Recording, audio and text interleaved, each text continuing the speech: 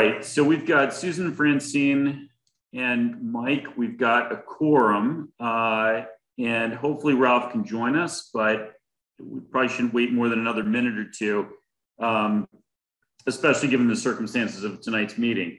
So let's go ahead and call the meeting to order. It's 7:03. The agenda for tonight is to discuss preliminary prioritization and voting, okay? I just want to put in perspective, the voting was always wishful thinking, given that we're still very much ironing out a bunch of these requests. But I put it on the agenda so that if we were ready to vote, we could. That was really the only reason it was there. So I don't want anyone to feel disappointed if we don't get there tonight. In terms of the preliminary prioritization, it might even be a little bit early to do that because again, we're still trying to gather, I think, final input on a number of these requests. What I would like to do tonight, and I'd certainly love to hear what if anything else that anyone else would like to achieve tonight. But what I would like to do is go through the list item by item and make sure that everyone either has what they need in order to be able to vote on this, okay? Or we make a specific list of things that we need in order to be able to vote that item. So that over the course of the next 7 days, we can hit that punch list and make sure that we are ready to vote on each and every one of these items at this time next week. The second thing I'd like to do as we go through this list is have a frank discussion about whether or not an item could potentially be deferred for a year. I'm not suggesting that any of these would, and I'm certainly not suggesting that any one item specifically would. But I think we do need to be open-minded to that reality, given the number of requests relative to the capital that we have available to spend. And there is some reduction in the requests and some deferrals that are taking place, and we'll certainly cover that as we go through the list.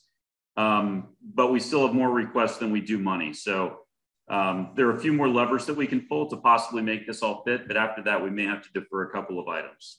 So I'll pause there and just ask the group if there's any comments, thoughts, anything else people would like to achieve on today's meeting, or things that people would feel would be constructive. Yeah, Brian, will we take up the Town Hall Building Committee request? Is that something that even would come in front of us for $200,000 for a project manager, construction manager? So okay. There are a couple of technicalities, and then I think there's sort of a practical response. I think as a practical matter, we should absolutely, as a committee, vote on whether or not we agree that that is something that the town should do, right? It's probable that that is going to come out of the $750 that was set aside at STM, and will not be coming out of the $1.9 million capital budget that the $1.9 million the capital budget has available to spend. So that's, as a practical matter, I think capital budgets should vote it. And it's entirely possible that the article may have to modify the article that was put in front of people to vote at STM, because we still need to check this, but it's possible that article was so specific that it wouldn't allow for a construction manager. It might actually have to be spent on construction hard costs. We need to go back and look at the specific language and also ask ourselves, what was the spirit of what was put in front of STM, right? I mean, even if the language permits it, if there's a feeling that the spirit was something other than this or somehow precluded this, we should probably clarify that with the new warrant article, would be my instinct, so that no one sort of objects on technical grounds. I'm just thinking out loud. What do other people think?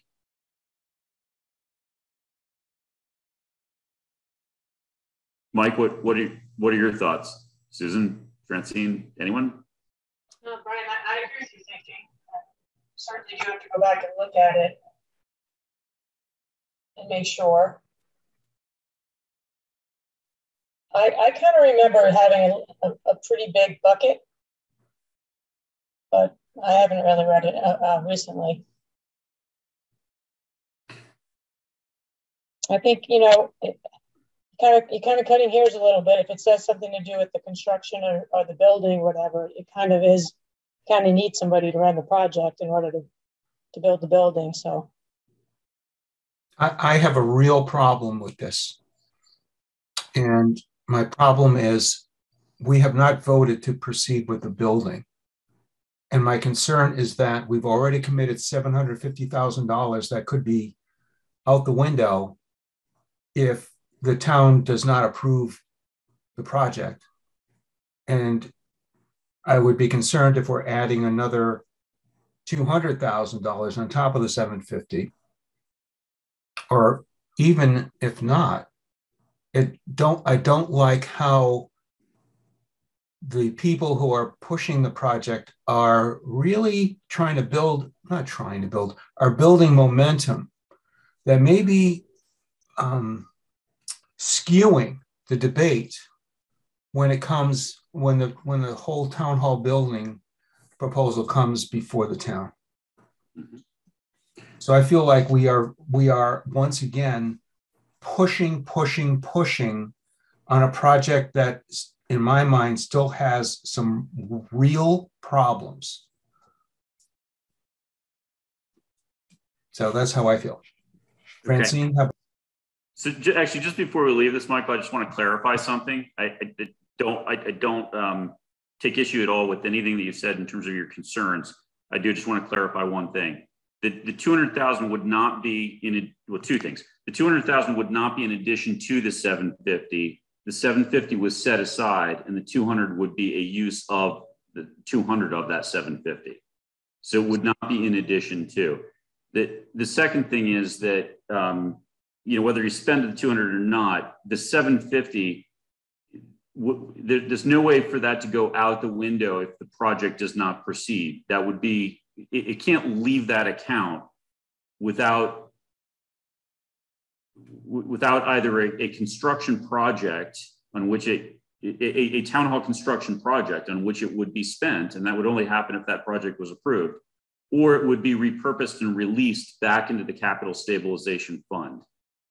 Or actually, it wouldn't come into the capital stabilization. It would probably go back into the general fund because it didn't come out of the capital stabilization fund. Okay.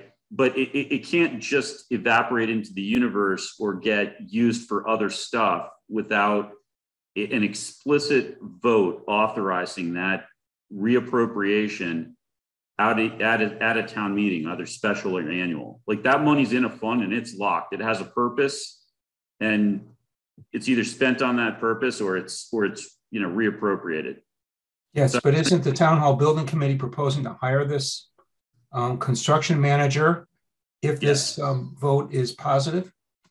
So, okay, so they have the 750 in an account for construction purposes. So let's just loosely define it for now, because we have to go back and look at the specific language. It may be more specific than that. They're asking for permission to take 200 of that 750 and hire the construction manager. Before the town has voted on whether to proceed with the building. That's correct. And that's they can't do that. So they can't do that without a vote, just to be completely clear, right? So they don't have their hands on the 750. They're asking for permission to touch the 750. Right, and I would vote against. Okay, and that's I understand your position. I just wanted to clarify the 200 is not in addition to the 750. It would be coming out of the 750. Mm-hmm. Okay. Also, 750 as a bucket is not fair game. It can only be used for what it was originally appropriated for, or it has to be released back into the general fund.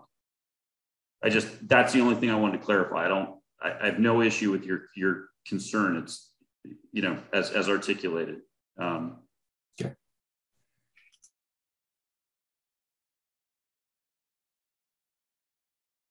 Francine, thoughts?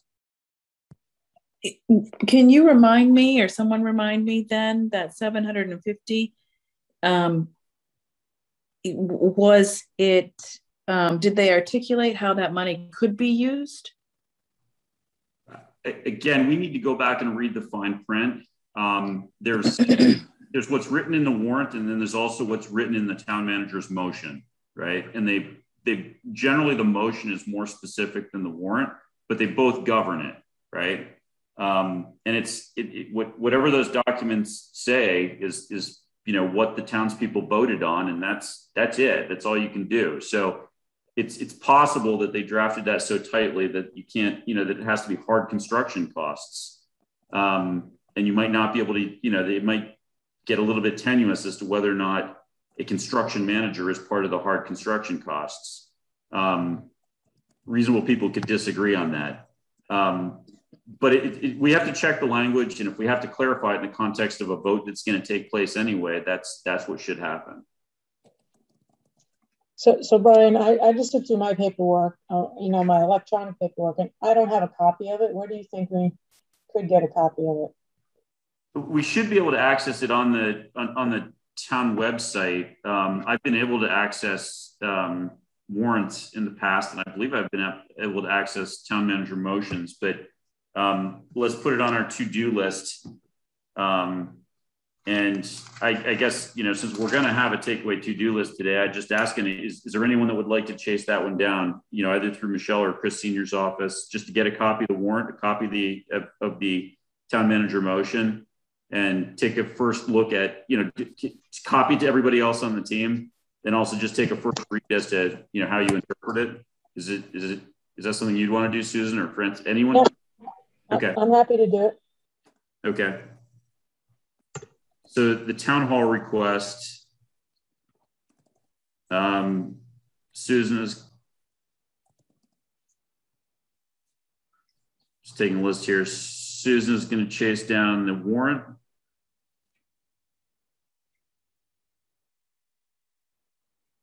And the town manager motion.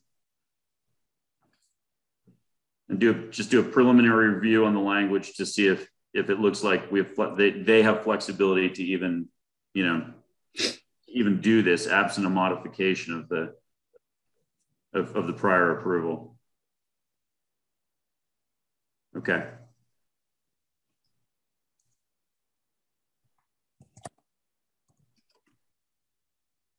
Okay. Before we get into is that it on town hall? Any other thoughts, questions on town hall? Okay. The other one that is the other one that's out there that I need, I actually need to follow up with Chris Senior on, just to understand whether it's this year's business or not, is the microgrid. There's a $250,000 request for the for the microgrid. I just don't know if that's something that they actually have on the agenda for this meeting.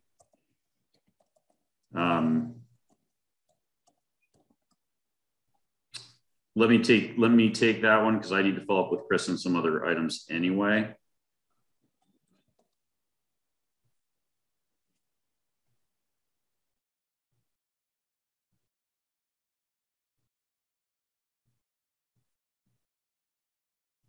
Okay. So those are two that are not on our list. Why don't we, is there anything else we want to touch on before we jump into the into the list itself? Okay. All right. Why don't we jump into the list? I apologize. I should have circulated this in advance, but I'm working off of the total spreadsheet that I'd circulated, I don't know, probably a month to 6 weeks ago, that I think I pulled out of it. I'm not sure where it came from, honestly. But I circulated it. I don't know if people still have access to it. If you just want me to read off the items and we can go through them one by one that way. It's going to be the same either way. Brian, I can send the spreadsheet that you and I had a chance to discuss. Shall I send that to everybody? Yeah, that's fine, Michael. You might want to just block out your and my columns just so we don't lead the witnesses. I know where you stand, but I don't want to influence other people. I want to have an open discussion about this. If that makes sense, can you just possibly just cover those two columns? Yeah. And if you can't, that's okay. I mean, we're going to discuss it anyway, but I just don't want to sort of influence other people's thoughts prematurely before we. Right. I'm just looking for the hide command in this version of Excel. Or just grab the columns and shrink them. And that way, Susan and Francine, you can unshrink them anytime you like. We're not hiding anything from you, but I don't want to, again, I don't want to sort of influence your thoughts on this until you've had a chance to articulate them. Okay. I'm going to share. Michelle, are you on? Should I send it to Michelle too? Sure. Yeah.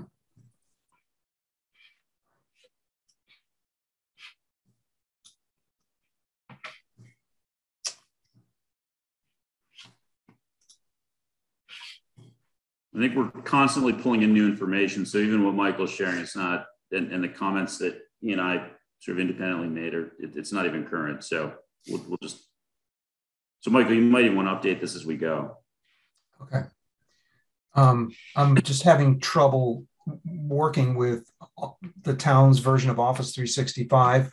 Okay. Why don't just give me a few minutes while I figure it out. Okay. Okay.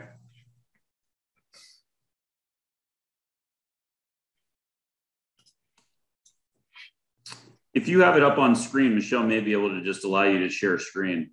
It might. Oh, I can do that. Maybe that's the easiest thing. Why don't I just? In which case, you definitely want to hide the columns because I don't know. Yeah, no, I did that. Okay. I don't think Michelle's on. Okay, so that may not work. Look, Francine, I saw something come up that said you're the host now. I know. That's not a good thing. It could be worse. I could be the host. Well, if you stop sharing, Francine, I might be able to host disabled participant screen sharing. Okay. Let's do this. Michael, if you could just email it to Suzanne, to Susan and Francine, they'll have it. I'm just going to talk through the list item by item. There's nothing, I don't think there's necessarily a visual benefit to having it in front of you because it's literally going to be an item and a dollar amount, and then we're going to discuss it. So I can make you the host, Mike. Okay. I think I figured that out. All right, good. You are the host now. Okay. Right. Share screen. Yay. Here we go. There we go. All right. Okay. Well, if you slide just a little bit to the right, it looks like it cut off the first couple letters of each item in the A column. There you go. Perfect. Okay. So let's start right at the top. So these are all facilities requests. Nick has taken off the first item, which is the sump pump and the French drain in the main electrical room. He and Brian Joyce have reviewed this item further and the the situation on the ground there. They believe that the solution that they used to fix the stream that was running through the basement in the fire department would do a fine job here. And so basically it's high pressure grouting. They drill holes at certain angles relative to the flow. They pump in the grout further expands, and it sealed up, what was literally a swimming pool in the basement of the fire station, and did a fantastic job. So they believe that actually may be an even superior solution for a lot less money to address this particular problem. So they've taken that off. The next item is the DPW HVAC. So this is a mini split system for the offices in the DPW building. And yeah, that's on for 30 grand. No change in that. So I guess the two questions. Number one, do people feel like they have what they would need to vote this item when it comes? Yes. Yes? Mm-hmm. Yes. Susan, you're good? Okay. And then the second is, if we had to, could this item be deferred? I say yes. Okay. Agree. Michael? I would want to get back with Brian to find out if it can be deferred. Okay. Okay, so let's leave that with you. Can we leave that with you to get back with Brian? Mike? Yep. Okay. And just to be clear, we're not suggesting that that would be one of the items that would be deferred. We're just asking, is it realistic for an item to be deferred? I would be of the opinion that that could be deferred, given that it's never been there before, but I will defer to you, Michael, to chase Brian for an answer on that.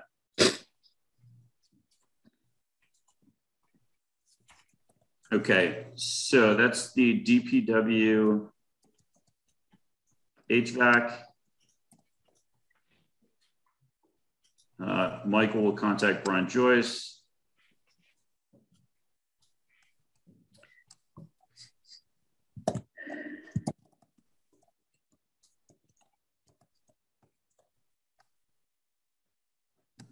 Okay.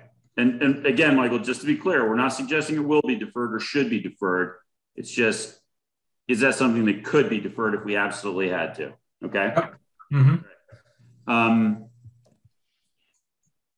Next up, fire overhead garage door system replacement, 20 grand. So just to be clear, I think one of those has failed and they're all the same age. There's a perception that when one fails, they're all going to start to fail, but the others have not yet failed. Okay. So two questions. Number one, do we have what we need in order to vote this item?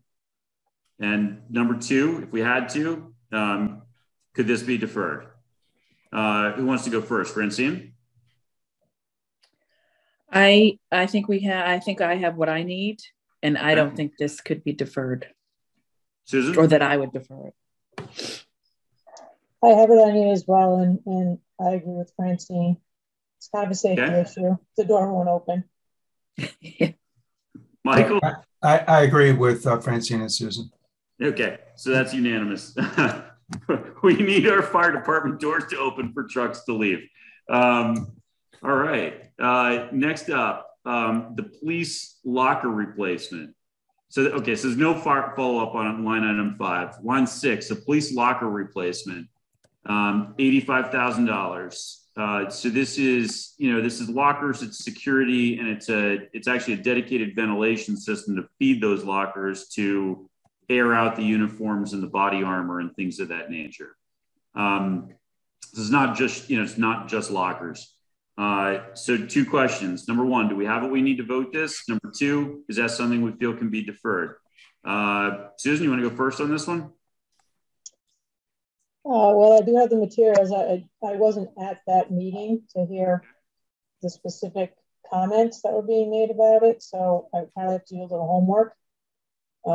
One specifically related to, is that a movable?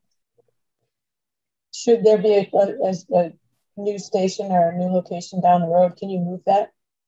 So that is a question that was asked and answered, and the answer is yes. They would be able to remove those from the existing police station into a new one, or reconfigure them if there was renovation of the existing firehouse.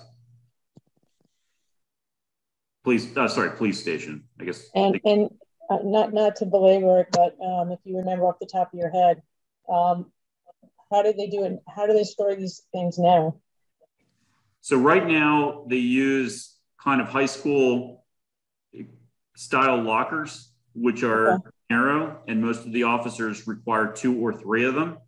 And so what they're envisioning are more kind of along the lines of what you would, I don't know, the example that's jumping to mind is like a professional football player's locker, or a professional hockey player's locker.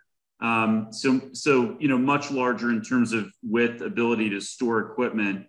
And also it has dedicated, air ventilation vents, forced air directly into the lockers to force the equipment to dry effectively. So the body armor and whatnot doesn't, start to retain sweat and other stuff.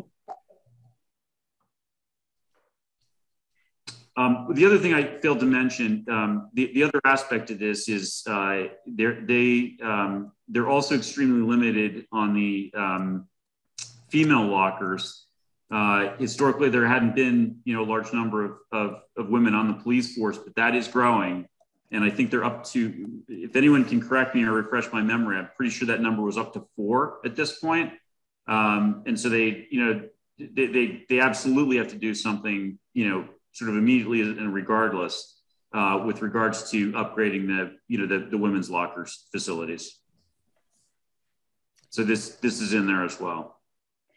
I don't recall if it was 3 or 4 that they had said, but the issue is the same. They had capacity for 1 or 2 female police officers, but they had 3 or 4, so they're beyond their capacity.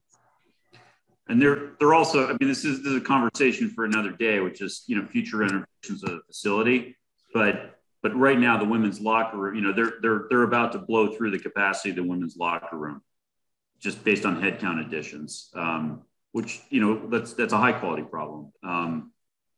So that'll come up at some point in the future. But these lockers can be moved to whatever expanded room they ultimately repurpose or renovate for purposes of a women's locker room. I thought we had asked Nick for something for follow-up, but I can't recall now. I'd have to go back and look.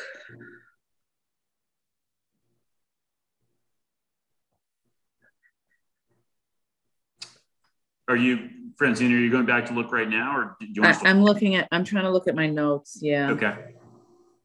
While you do that, maybe perhaps I could ask Michael. Michael, are you ready to vote? Do you have what you need to vote on this? Is this something in your opinion that can be deferred? I am ready to vote, and I feel we should be approving this year. Okay. So you feel this cannot be deferred or should not be deferred under any circumstance. Okay. So the follow-up that I have, sorry, when I'm looking back at the notes, is Ralph had requested a walkthrough to see what was needed in totality. Okay, was that That's all, but nothing, no material, just that. Okay, was that related to the lockers, or was that related to the facilities study request, which has come off the list? Because no, this is under lockers. That they had talked about. A rep came in to look at the space.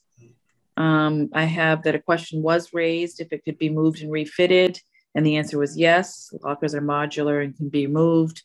And Ralph had finished with, he requested a walkthrough. So I don't know that that's necessary. That may be necessary for him just to the feel lockers. like, just right. for the lockers. Yeah.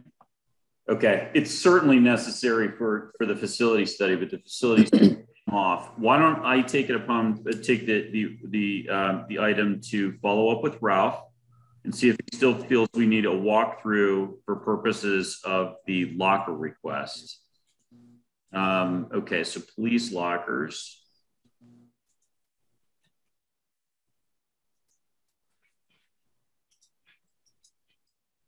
So Brian to contact Ralph.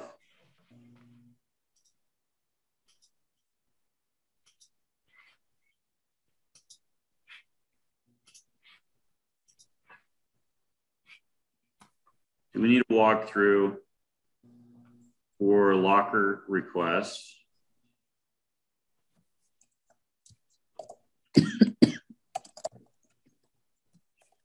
Locker request only, not facility study. Okay.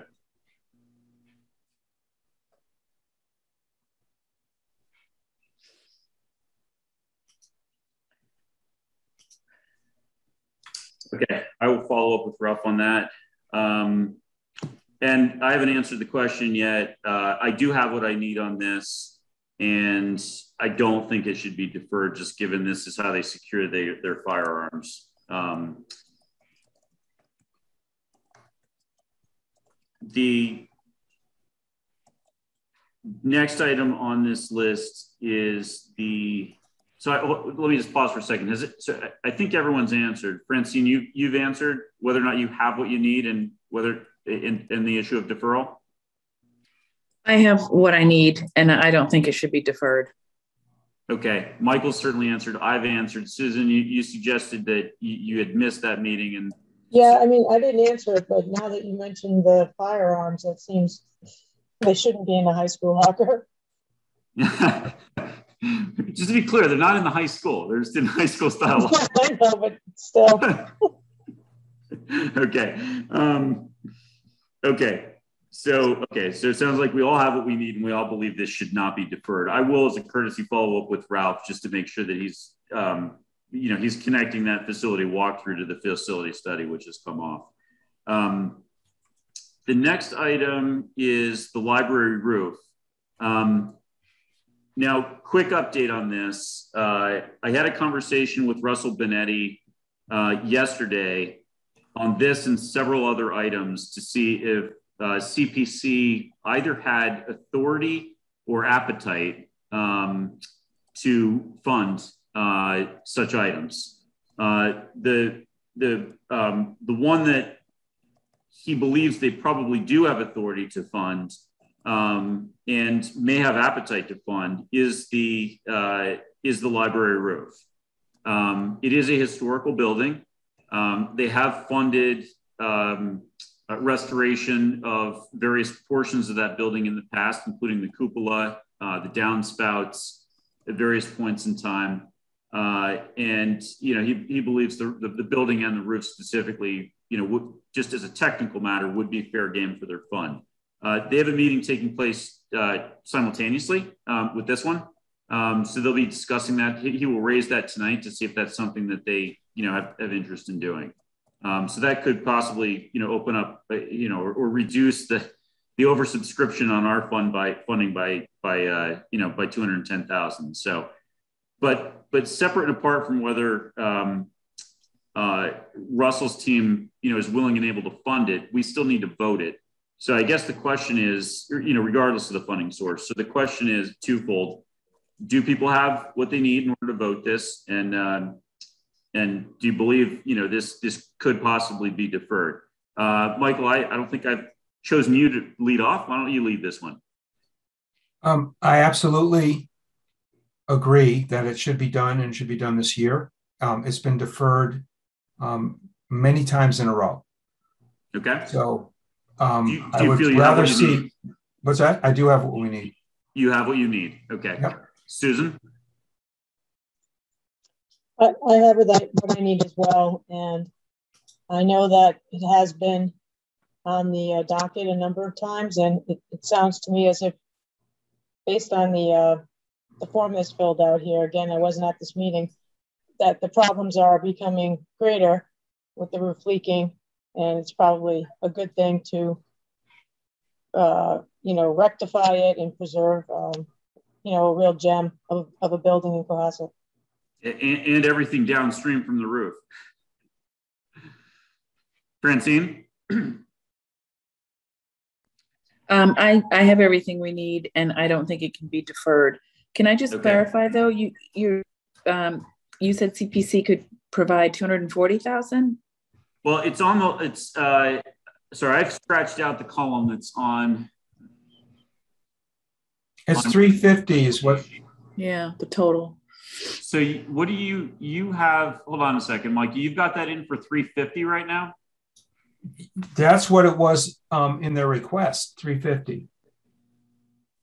Well, okay. I'm actually looking at the request and it says 210. Is there more than one of them? No, there shouldn't be. It's 210 I have, yeah.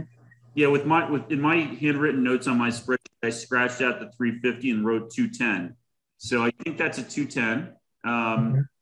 I will let me follow up with Nick and just confirm that's a 210.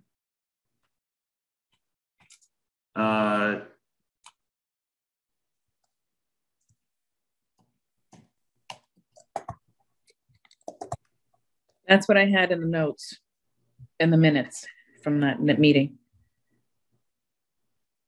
The 210. I'm about 99% certain it's a 210, but I will follow up just to confirm that. It never hurts to be triple certain. Okay, so I'm going to follow up with Nick just to confirm that's a 210.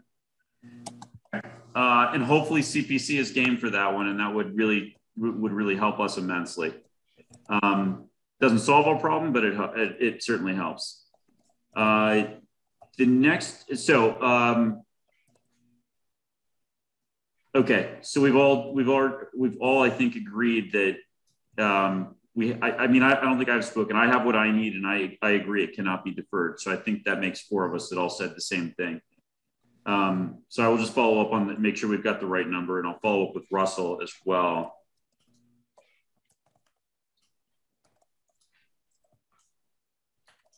With regards to CPC funding of it. Okay, next is the facility service vehicle at $60,000.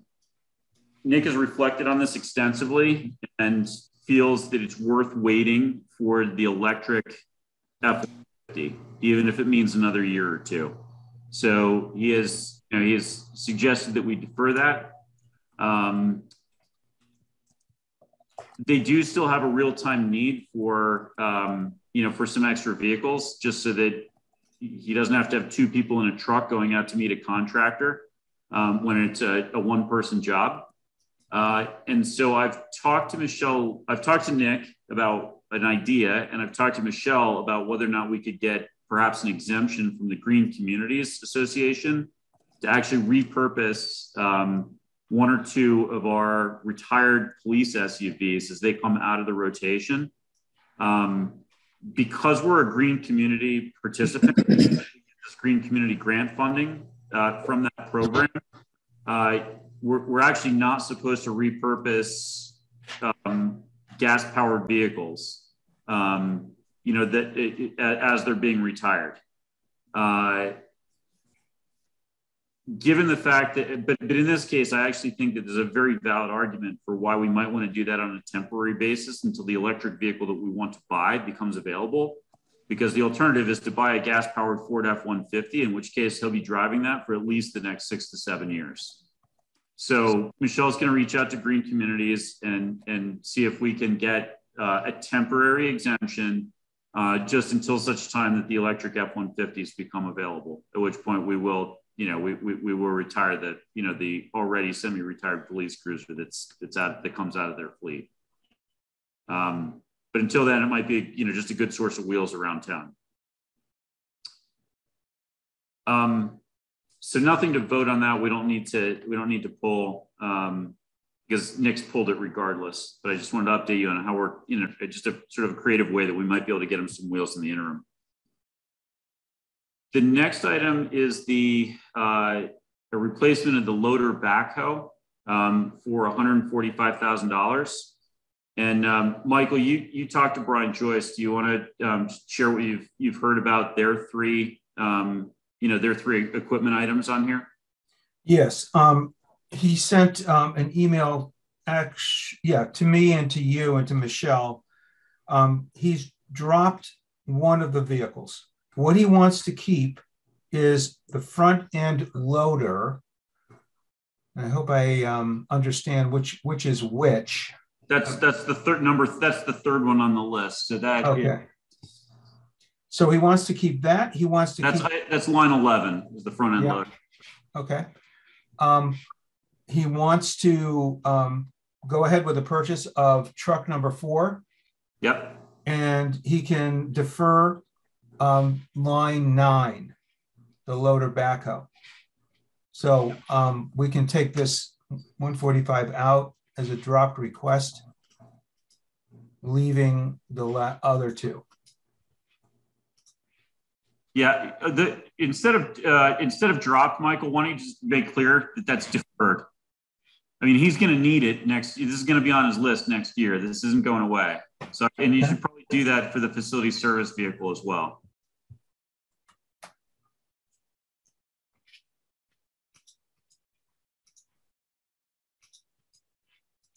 Okay. Okay. Some of these will go away, like line number 3, but some of these are actually going to come back to us, and I just want to document that. Okay, so let's go through line number 9. This is the loader backhoe is deferred. Line 10 is the old dump truck. Again, that's a 1986 vehicle. I think they've gotten a good run out of that. So that's what, coming up on 37 years old, if I'm doing my math correctly. And then so let's do line number 10. Any questions about line number 10? Everybody have what they need. So one by one, why don't we start with you, Michael? Do you have what you need to vote that? Can it be deferred? We have what we need, and I don't want to defer it. I want to approve it. Yep. Susan? I have what I need, and I'm going to approve it too. Okay. Francine? I agree with Mike and Sue. As do I. Okay. So that's straightforward. The four-wheel drive, the next item is the four-wheel drive loader. This is a year 2000 Samsung SL150. And if I remember this correctly, you know, the transmission is now no longer functioning, and they're leasing another functioning loader. The replacement would be $200,000 on this. Mike, you want to lead off? I'm ready to vote, and I would approve it. Okay. Susan? Just a little clarification. Is this the loader with the wide show on the front? So are you? They were talking about that. It's one they can use for snow removal and also moving around the piles at the DPW for the leaves and things. Yes. Okay. All right. I'm fine on this one. I have what I need, and I'm fine on approving it. Okay, Francine. I'm fine on this one. I have what I need, and I don't think it can be deferred. So I have one question on this, and Michael, either you can follow up with Brian or I can follow up with Brian. I'm happy to do it either way. But I have a little bit of anxiety around the reality that we've 2 of these, which is fine, but we just replaced the other one 2 years ago, which means we're going to have 2 new ones at the same time, which is going to put them on the same life cycle. I mean, this one, I think they were anticipating to get, another solid sort of 10 to 12 years out of it. And so the only question, look, we need a functioning loader. How can we get 10 or 12 years out of a 1999 machine? They last a very long time. You might be confusing it. No, this is beyond end of life. Sorry? This machine is beyond end of life. Okay. I may have a different perspective on it. You may be right. Okay. It sounds like I need to have a direct conversation with Brian about it. Mm-hmm. So why don't we leave it there?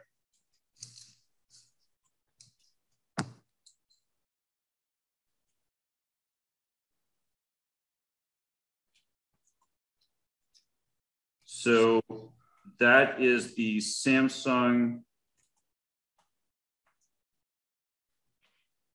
SL150,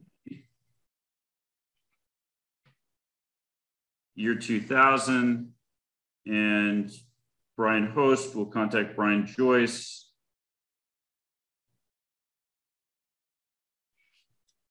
Regarding the life cycle and the need. Correct. It's life cycle. Need is not an issue, Michael. They need. I am fine with the need. Okay. I'm fine with the need. Can I just say one thing here? Sure. I'm going back to the minutes, and in the minutes we have Brian Joyce said their top priority this year is the front end loader. Right. Yes. And the dump truck was immediately behind it. Right. The dump truck was behind it. Yes. Right. So, Brian, regarding the life cycle, what are the options? It seems like if we need to get this machine up there, we're sort of stuck with. Yeah. So let me clarify this. there's not a question about whether or not we need this, or at least I'm not going to press them on whether or not we need this. They've had to, they've wanted to. When we replaced the last one 2 years ago, it was 30 years old. And the idea that they were going to have them on alternating life cycles.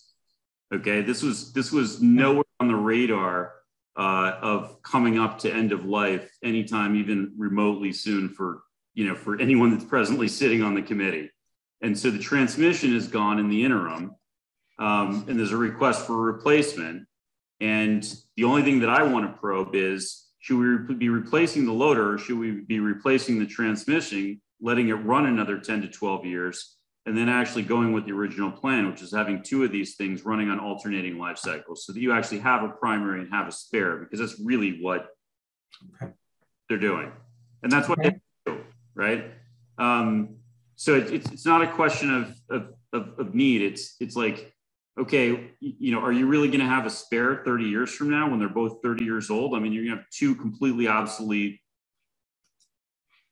front end loaders that are, taking turns braking every other week, which kind of defeats the purpose of having a primary and a spare. So I want to get to the bottom of that. I mean, it's easier to buy a new one than it is to fix a transmission, but I just question whether or not that's really the right thing longer term. Okay. That's it. Hopefully that clarifies the question, Michael.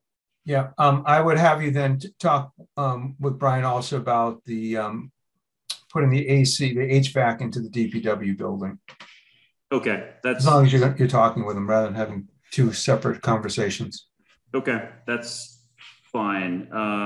Okay, I will. Okay, so I'll take that also. So let me link those two. Brian Host to talk to Brian Joyce. And just to be clear, I don't think anyone's suggesting that that's going to happen, but in terms of deferral. But I think we need to be very candid and realistic about what can be deferred if we have to.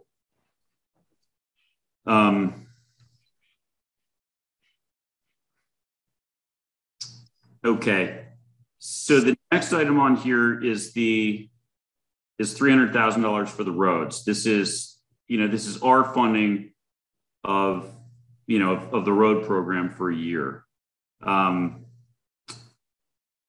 I've posted this question as well as several others to Chris Senior, which and specific to this item, the issue is that with COVID, we've fallen, more than 1 year behind with regards to the implementation of our road replacement program. Okay, so we have been funding the roads, and the state has been sending us Chapter 90 money to fund our roads, but there have not been extensive crews available, and so we've not spent money from years past that was earmarked for roads. Okay. The roads continue to age, fall apart. They all do need replaced sooner or later. It's not like this money is going off into the vapor. This is sitting in a fund, ready to be executed upon. The question I've posed to Chris Senior is, do we realistically have the ability to execute on a road replacement program to the point where we would actually catch up, or are we just permanently a couple of years behind? Because if we actually can catch up, then it's fine that the money is there in these funds, and it's fine if we keep throwing more money at it. If the reality is that we are, based on capacity constraints in the system, that we are just simply, a year or two behind where we had hoped to be, and that's the way it's going to be from now to the future, there's no point in having a pool of money tied up on a program that we can't implement, right? So that would beg the question, do we really need to or want to, or is it even constructive, or is it just foolish to throw another $300,000 into the road replacement program this year? Because if we can't spend it, there's no point in putting it in. He hasn't gotten me an answer yet, but there is a real hesitance on behalf of DPW to go full throttle on road replacement right now because that is a petroleum-based product. Asphalt is a petroleum-based product. And they are very concerned that it's just going to be exorbitantly expensive in the near term, and that we should probably, patch and wait until the prices normalize where we're going to get twice as much road for the money. Or should I say a normal amount of road for the money, whereas right now we might get, a lot less. So I don't have an answer on this, but that's the discussion that's taking place. And ultimately, Chris is going to need to make that conversation in conjunction with DPW. But that's also an area where, there may be some capital freed up to handle some of these other priorities that people can execute on in the next 12 months. So I'll just pause, see if anyone has questions or thoughts on what I just said. I'm inclined to include the money so that we are building up a fund that will have money available as soon as the conditions warrant. And that if Brian wants to double up in 1 year to make up for the missing year, we should not hamstring him. So I'm inclined to approve this and let them figure out how to spend the money. But let's not withhold it. Sorry, go ahead. I got the sense from you, Brian, that we didn't spend the funds we put in last go around either. Correct. So we're overfunded already. But we're 1 year behind. We're not really overfunded. We're 1 year behind. Yeah, we're one or more. I don't have specific numbers. And just to be clear, this is not me forcing this idea. It's me forcing them to consider this idea and make their own decision. Yeah. I mean, I do like the idea of having a fund set aside for that. But I think it is something to consider with the amount of requests that we have. And if the fund doesn't have to be funded immediately, then maybe we do set it aside this go around. Maybe Michelle has some insight.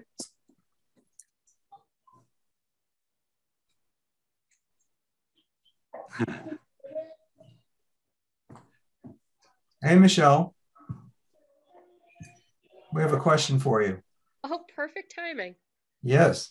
Go ahead. We're, and you can see on your screen share, we're looking at the list of requests. And right now we're on the annual road paving allocation of $300,000. Yeah.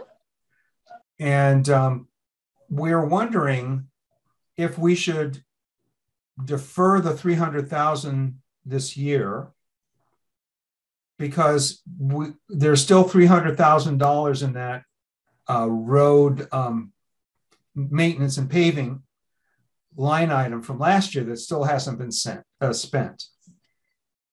And there are some of us who feel that we should allocate the $300,000 so that if the town wants to double up on the road paving, it can, to make up for the missing year. And then there are others who feel, we didn't use the money. There's still money in the account. Let's not put more money in this year until we get caught up. So I want to get your perspective on why the paving wasn't done last year. And I assume it's COVID, but I want to hear it, from you. And what your forecast is for the coming year and the annual paving. So what I can say is paving wasn't done last year. COVID, you're exactly correct, was the reason. I don't know if we're obligated under Chapter 90 to allocate funds to receive the Chapter 90 funds. So that's something we'd have to check with Brian, because I would hate for us not to allocate the funding and then lose out on Chapter 90. So that's more of a Brian Joyce question that we can clarify tomorrow. But the road fund money, the Chapter 90 money, if you will, can be used for many other things than just paving. It can be used for equipment. It can be used for buildings.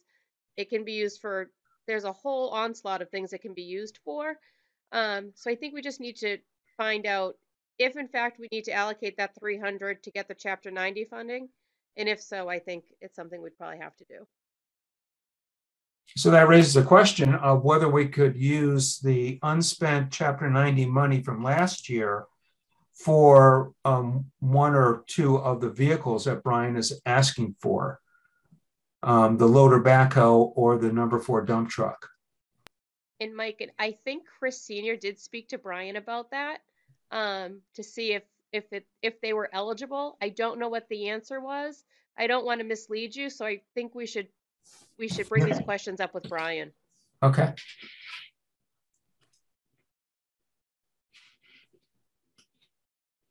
And just to be clear, I spoke to Chris today at 5. He did not have an answer on this yet. With regards to funding the road programs this year, period. So this is something he's taking up with Brian. But Michael, it's an interesting point you make. Both of these points, I'm glad we're having this conversation. You know, Michelle, your point's spot on. You know, if we need to appropriate this money in order to get the Chapter 90 match, we need to appropriate the money. The second point is, you know, it may be that we can use Chapter 90 funds for things other than pavement, which could come right back around and defray some of these other costs. Okay, so the road program.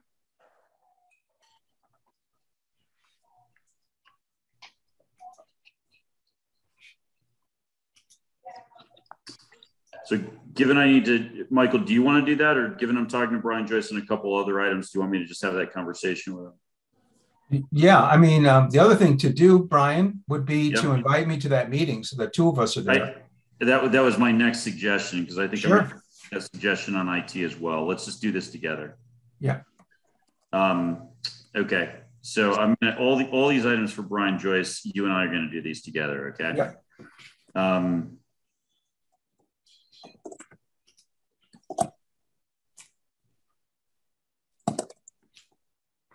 Oh, hold on.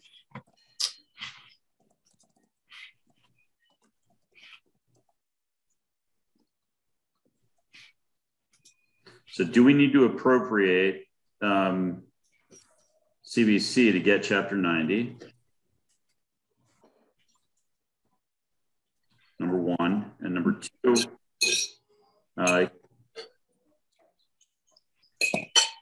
can the funds be used for vehicles?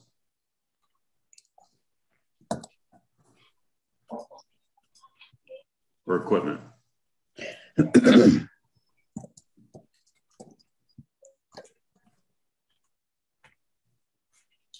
Okay. And so look, I broached this idea. I didn't share my feelings on it specifically. And my feelings are a little bit hybrid. I think if it's realistic, the DPW, you know, can and will, or it's likely the DPW can and will do a huge execution year at some point in the you know, immediately foreseeable future, whether it be this year or next year, to the point where they could actually catch up on several years worth of, you know, deferred road maintenance. Then I'm in complete agreement that we should continue to fund it and posture them to do that when the pricing is right.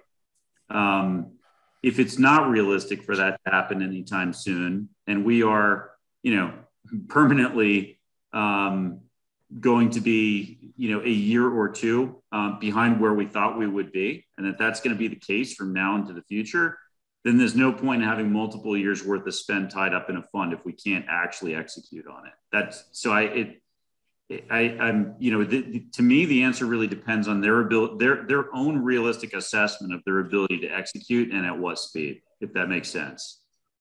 That's where I am on it. So I really want to hear from them what's realistic. The next item is any further discussion on this one, or should we move on? I say move on. Okay. So the next Sorter Street parking lot is off. The tennis courts reconstruction is off for now. The new facilities assessment was removed. That was a conversation with Chris Sr. He just believes that, we need to have a resolution on the fire chief, and then, and then do some internal soul searching before we hire anyone on the outside. So that brings us down to line 16. We've got 2 police cars in here for $120,000. There is a follow-up conversation I have to have with Chief Quigley, just out of respect for Michael Dick's interest in some additional information just on the cost of the build with those cars. I've not had an opportunity to do that yet, but that's out there. Let's do that together as well. That's fine. So, okay. I'll say I'm just changing notes here. Brian plus Michael, and then Brian plus Michael. Okay, and that's the police cruisers.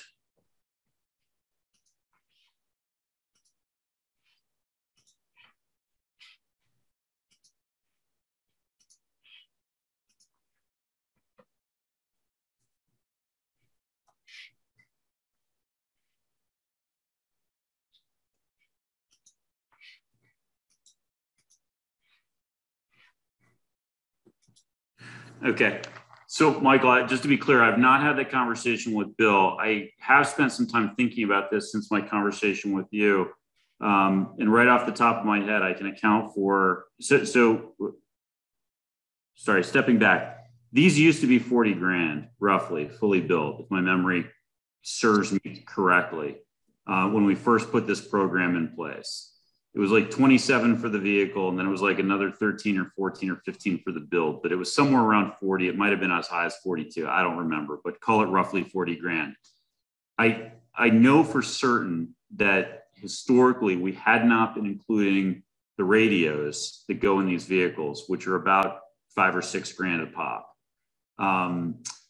And they were running through as a separate capital budget item. And I know a couple of years ago, we said, Bill, every time you buy a cruiser, you buy a radio.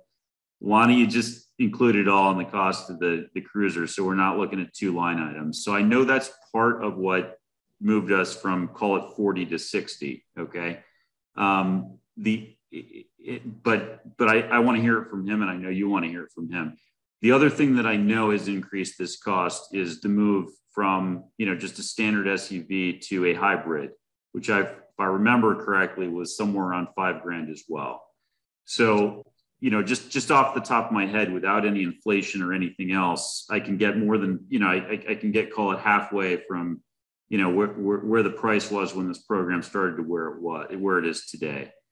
I'm sure there's some inflation in there, but I think that it's a perfectly fair question to ask him to go back and look at these builds and make sure that, we're not going overboard with the ads. So I want to share with you what I think I'm going to hear from him. But let's hear it from him.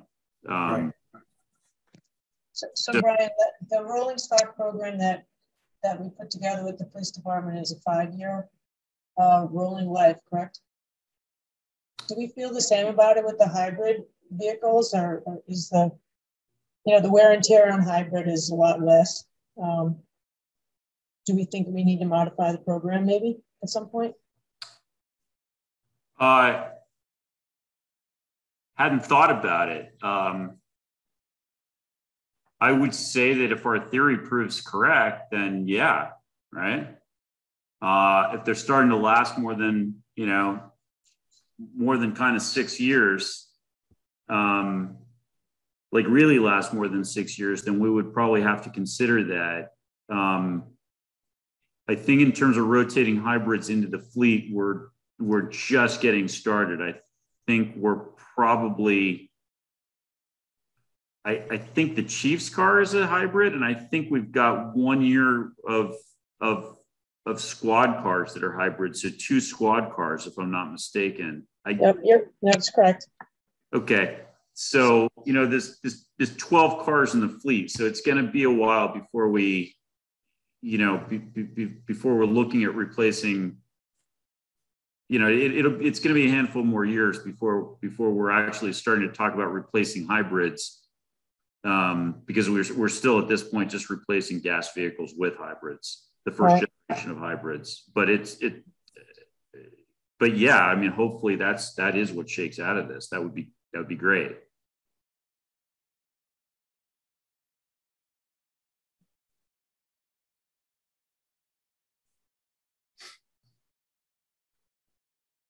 Francine? I don't have any questions on this, on the cars or the radios. Okay. So Michael, you definitely need more before you vote on this. You know, I respectfully will defer, you know, my position until we get those questions asked and answered. Susan, where are you at this point in time?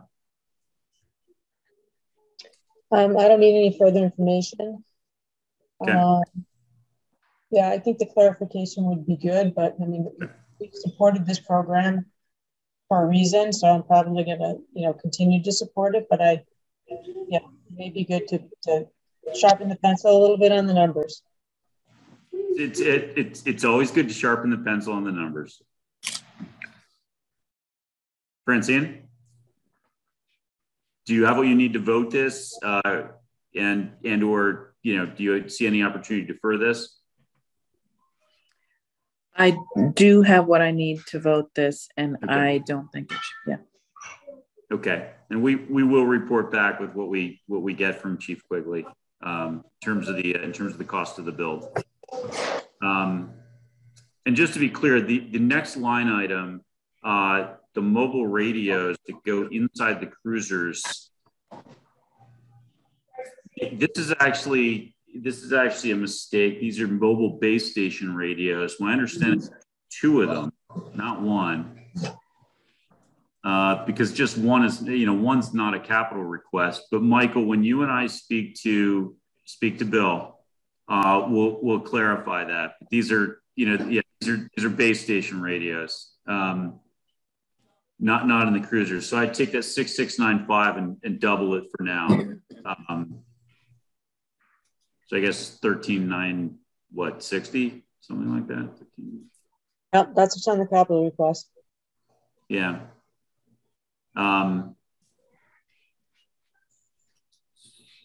It's 6695. Yeah, you're right. Okay, so 13,390. Okay, so that's okay. So that's where we are, and we'll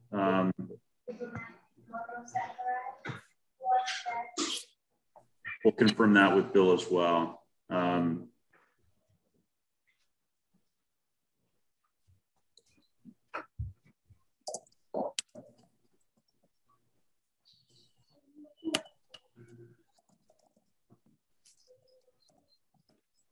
Okay. So that's the radios. Next item is the personal protective clothing. This is for 2 new hires. So there's 2 units each for 2 new hires. That's a total of 4 sets for the police department. So Michael, why don't we lead with you? Do you have what you need to vote this? And do you believe it could possibly be deferred? It can't be deferred because we have to equip the firefighters, and I have what we need to vote for. Okay. As do I. Susan? I have what I need, and I support it. Okay. Francine? I have what I need, and I don't think it can be deferred. Okay. So next we get to the security upgrades and the WAN upgrades. They kind of go hand in hand. We can do them together. We can do them separately. Why don't we just start by doing them together would be my suggestion, unless people really want to get granular on one or the other.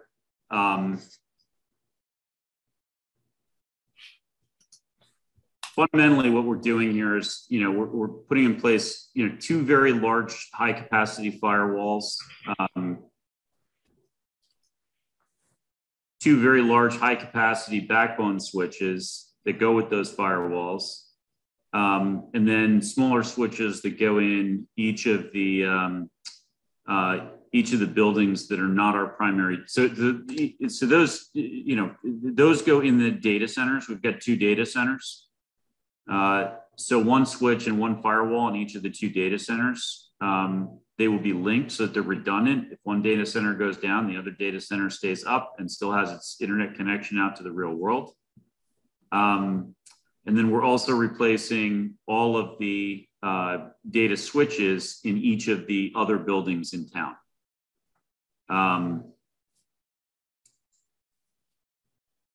And so I guess I'd ask the question, and I'm going to go last on this one. Michael, do you have what you need on this, and or have a view on the ability to defer?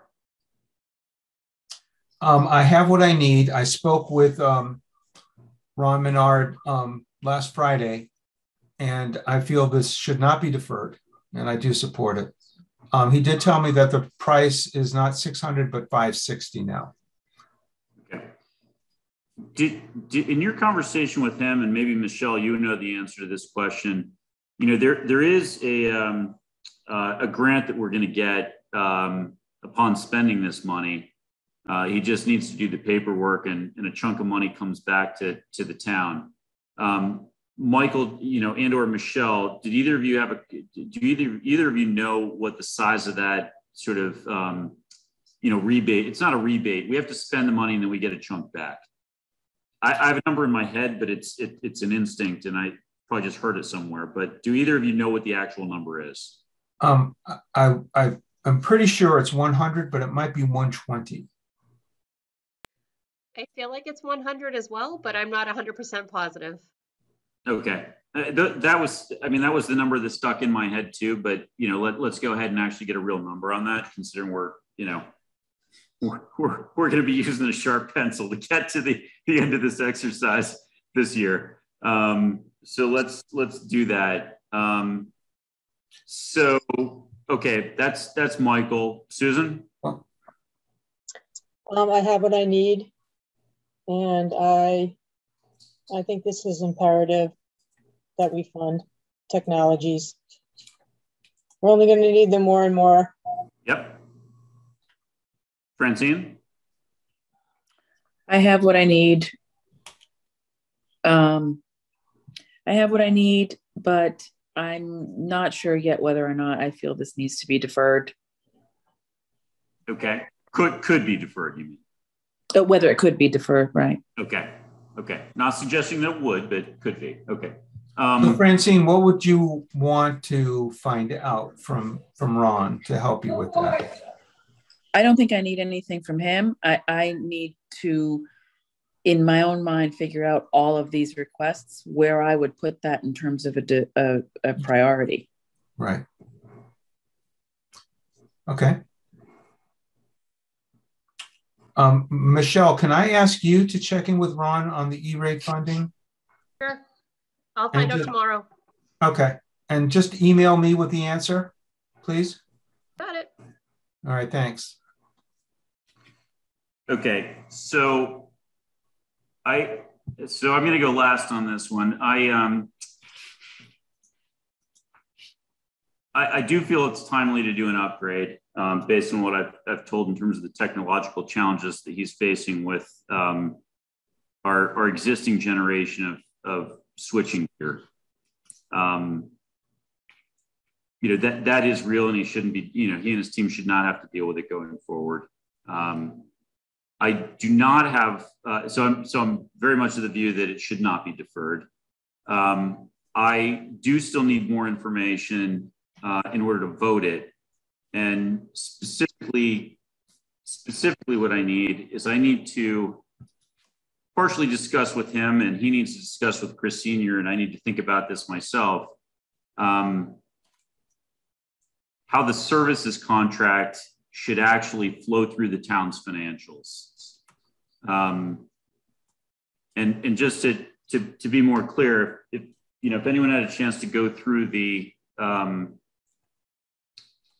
the pricing sheets on these equipment purchases, you'll see that there's a 3-year service bundle that equals 45% of the cost of the equipment. And And what that is specifically is, it's 3 years at 15%, which is pretty standard. 15% is pretty standard industry, services support charge from network equipment vendors.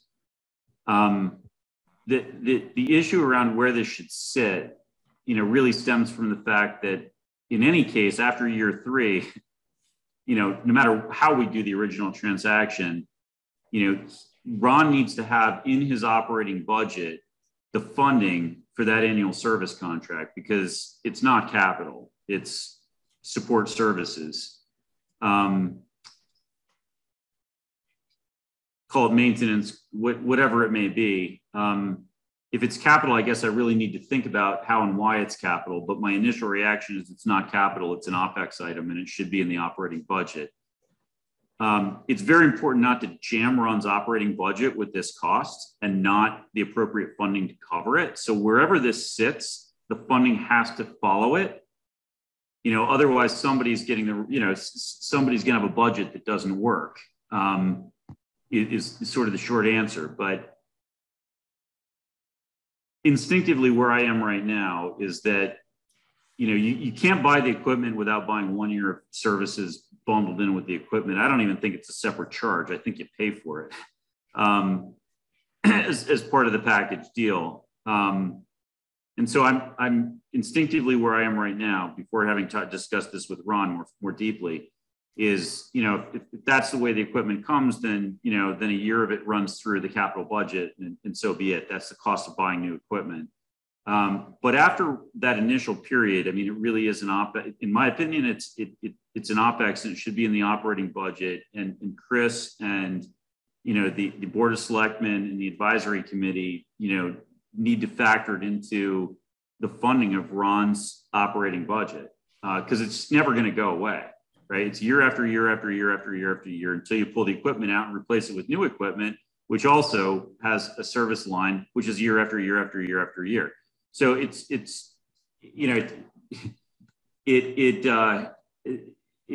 an issue we kind of need to get to the bottom of right now.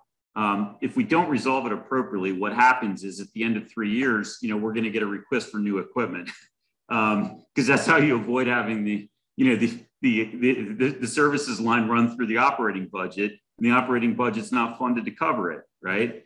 And so that gets completely perverse if this is not done correctly up front. We've got to figure this out. But that's the single biggest issue that I have that I need to resolve on this go round. The second one is probably more a point of clarification. I really need to get from Ron certainty that the 3-year software license that is bundled into this, in fact, will go away after 3 years, and that we're not going to see that again. If in fact he finds himself requiring to extend that initial 3-year software license, he needs to build that into his budget, his operating budget. And it needs to be funded.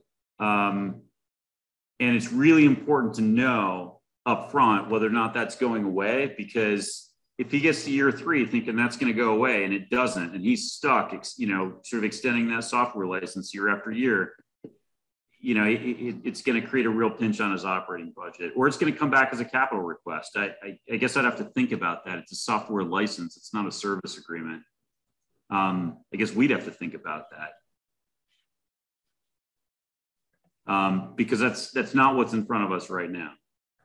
So I want to get certainty on that. Probably the least important on this list is I really want to understand the sizing of the core switches and the firewalls, just to understand how they determine the exact model that they're exact models that they're purchasing. These are let's just say they're very, very big switches. And it looks like we've got about a 6-year, we're replacing equipment that's about 6 years old right now, not even, it's 5 years old going on 6. So if we assume that we're going to be replacing our network switching every 6 years, there's not a lot of logic to buying a huge amount of unused capacity and the thought that we're going to grow into it, because the reality is it's going to obsolesce before that happens. So I'd like to make sure we have some excess capacity, but we generally, buy what we need. And when we need to upgrade, we upgrade. So those would be my 3 follow-up questions for Ron. I met with him several weeks ago, and there's a follow-up item that's still outstanding to actually have a conversation, with the vendor. And Michael, I would invite you to join that. Okay. But I'm going to follow up with him and try and make that conversation happen this week. So Michael, I'll reach out to Ron. We'll see if we can't get, these conversations on the calendar and make sure that you can join us. Good. Okay. So it's services, contract, software license,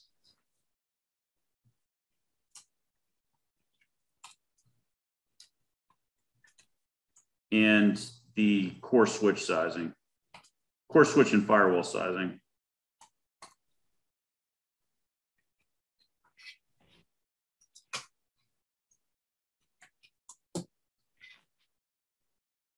Okay.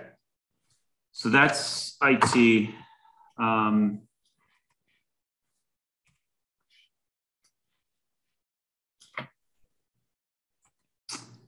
Okay. Line 21, the van replacement. Hold on, let's do a time check. I want to see if we need to dramatically speed this up. So it's 8:20. I'm going to try and pick up the tempo a little bit, just so that we get through this by 9. And I apologize if we're running a little slow. Okay, line 21 is the Elder Affairs van replacement. That is a 2009 van. 65,000 miles on it, defunct AC and a leaking roof and no backup and backup cameras that are not working properly. So they'd like to just replace the whole thing. Francine, you want to lead off on this one? Do you have what you need on this one? And a view on deferral? I do have what I need on this one.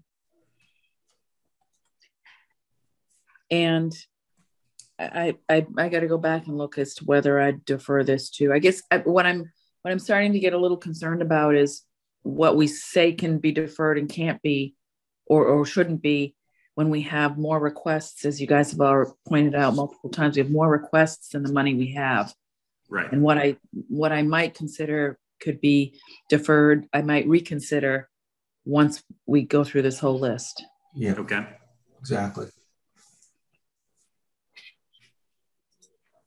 I'd like to not defer it, but it may end up, I may feel it may need to be deferred because I may feel other things are priorities. Okay, just a point of clarification. I mean, I think we'd all like to not defer anything to the extent that we have a view that it's a valid request. And I don't hear anyone saying any of these requests are invalid. So just as a baseline, let's presume that, if we had money to fund all these, we would, unless someone specifically says otherwise. I'm not funding that. Okay. But the baseline is these are valid requests, and if we had unlimited funds, we'd fund every single one of them. So it's in that context, is this hypothetically deferrable? And I'll allow you to defer. I don't mean to put you back on the spot, but I just want to set that as the baseline. It's not whether we should or would, it's whether we could if needed. Is the question on deferral. Okay. Susan? I have everything I need.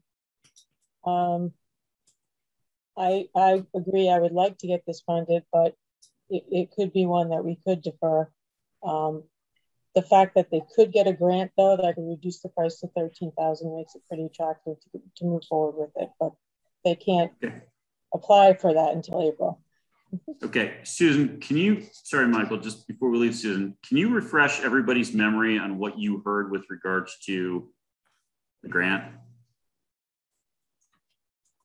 Well, I just heard that.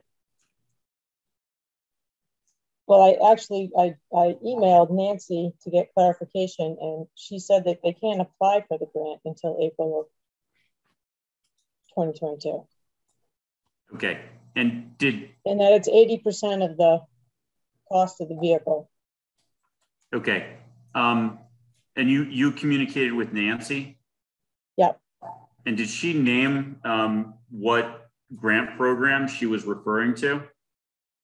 MassDOT Community Transit Program. Mass DOT Community Transit Program. Okay. The reason I'm asking is because I reached out to Paul Curis and there's some confusion with regards to the grants. So I'll follow up with Paul. It sounds like you've already communicated with Nancy. Could you? Yeah, Nancy pretty much gave me back exactly what was in the original capital budget request. So maybe she's just looking at her own notes and spinning them back at me. Okay. I mean, this matters, right? I mean, whatever, 60 grand, 50 grand, it matters. So, sorry to be a nit, but we kind of have to chase down the reality of this. There's some confusion around, but sorry. Well, I reached out to Nancy because her name was on the request, and Paul used to be, I think, chairman, but now he was just a member. So I didn't know whether I could reach out to him, but he's always very knowledgeable. Yeah, I think there's some confusion as to which grant was referenced in our meeting. And so I just want to make sure everybody's on the same page. That's why I asked. I didn't mean to put you on the spot, but it sounds like you had your notes in front of you because you were, reading back this grant issue. Okay, so do you want me to ask Paul tomorrow? If you could reach out to Paul, that would be great. If you could get Paul, Nancy, and capital budget all on the same page with regards to exactly what grant they're talking about, and very specifically, what is the likelihood that we would actually receive the grant? Okay.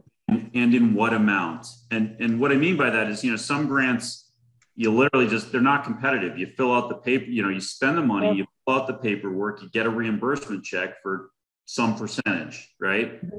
There are other grants that are complete pie in the sky, right? So for planning purposes, what are we really talking about here?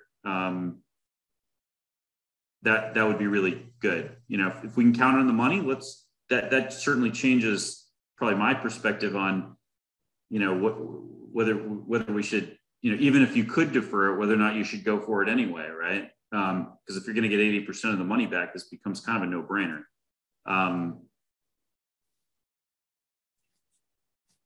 So that is the Elder Affairs van. You're going to follow up. Susan's going to follow up with Paul and Nancy to clarify the grant,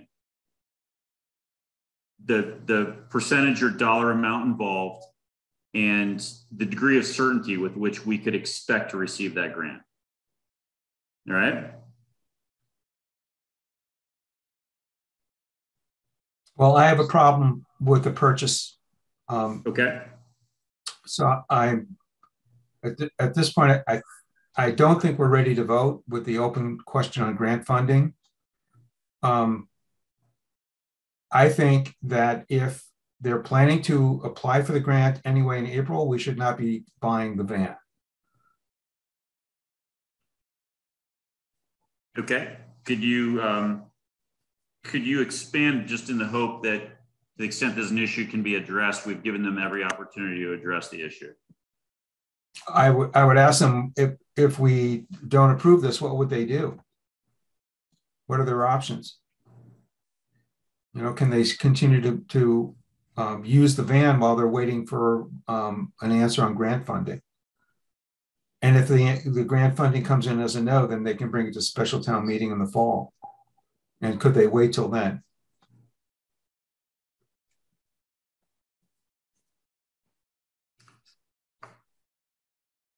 Okay. So you'd like them to apply for the grant first and then answer whether or not we're willing to fund it, which is perfectly logical. And what would they do in that event? Okay, so let me just circle back to the first issue. What you've just said is perfectly logical. It's entirely, there's a possibility, and Susan, if you could just clarify this when you speak to them. There's a possibility, if not a likelihood, Michael, that this will work the way most other state grants do, which is you have to spend the money and then apply for the reimbursement. Yeah, but we don't know that. Right. So that's part of Susan's follow-up. So we're take your request and put that on her to-do list for her call with Paul and Nancy. And the second part, Susan, you can certainly add that to your list as well. I did talk to Paul about this today.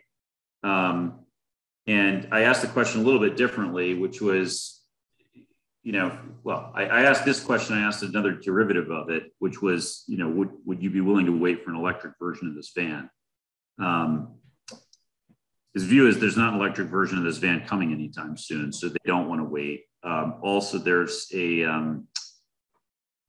aware of another town that placed an order for a van last year that hasn't received it yet. So he's very much of the opinion that they're not even going to get this for, in fiscal 23. Even if they get the appropriation and place the order, he thinks it's highly unlikely they're going to get it in 23, which is part of their urgency, or their sense of urgency, I should say.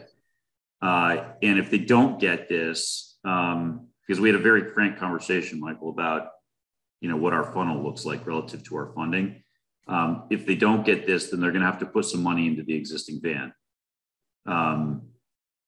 Both the AC and the backup cameras, and just in some sort of patch on the leak, which may be the right answer, but it's not what they want to do. Let's put it that way, given the van. But Susan, when you talk to them tomorrow, if you could have that on your list as well. Yep. Okay. So Elder Affairs, Susan's going to speak to Paul and Nancy.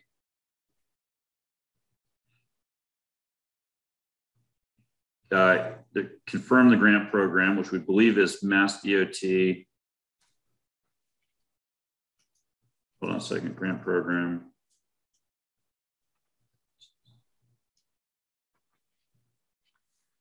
Community transportation, was that it, Susan? It's the Mass DOT community.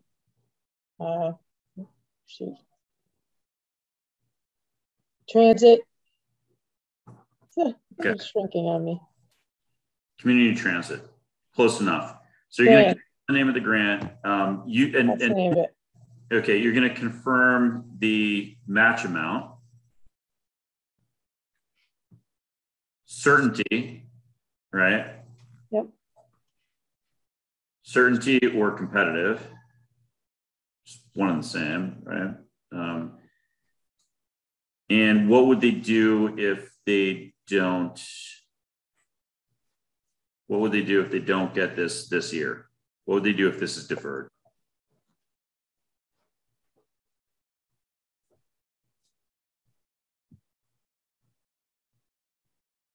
Okay. Does that capture it all, Michael?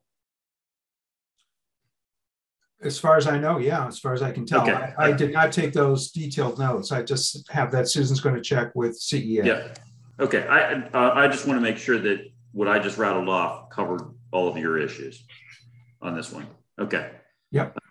So that's CEA van replacement. Government line 22, government island pier reconstruction is off the list. School bus lease. School bus lease. They're just simply going to extend the existing lease for another year on the same terms. Francine, do you have what you need on this? Yes, I do. Okay. Potential for deferral? No, I don't think it can't be deferred. Agreed. Susan? I have everything I need, and I agree it cannot be deferred. Michael? I have everything I need, and it can't be deferred.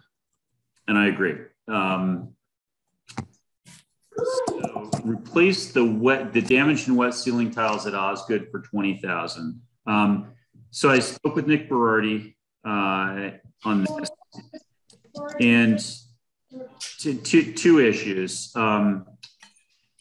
The replacement of the wet and the damaged ones is actually being handled out of existing stock that they have in inventory, and it's being handled by their team internally. That doesn't change the issue that their ceiling tiles are a whole bunch of different colors.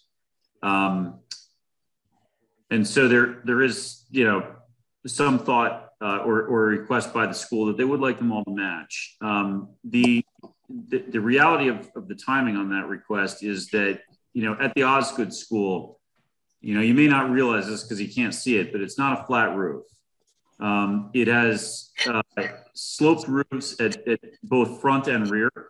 And then there's a vertical row of windows which drop back down to a flat roof in the middle of that building. Okay, so it's like the length of the building is like a giant trough, for lack of better terms. And the walls of the trough are windows, which allow natural sunlight to come down into the classrooms below. Those windows are end of life and need to be replaced and are leaking. And they are what is creating a significant problem with the ceiling tiles below. So, there is almost certainly going to be a request to replace all those windows next year in the capital budget cycle. And there's no logic to replacing ceiling tiles before replacing the source of those windows, which are at least partially responsible for the water damage. So this item is going to, what's damaged is going to be replaced. Whatever new damage occurs is going to be replaced. In terms of a full-blown ceiling tile replacement, the windows need to get replaced first. So this item is going to come off.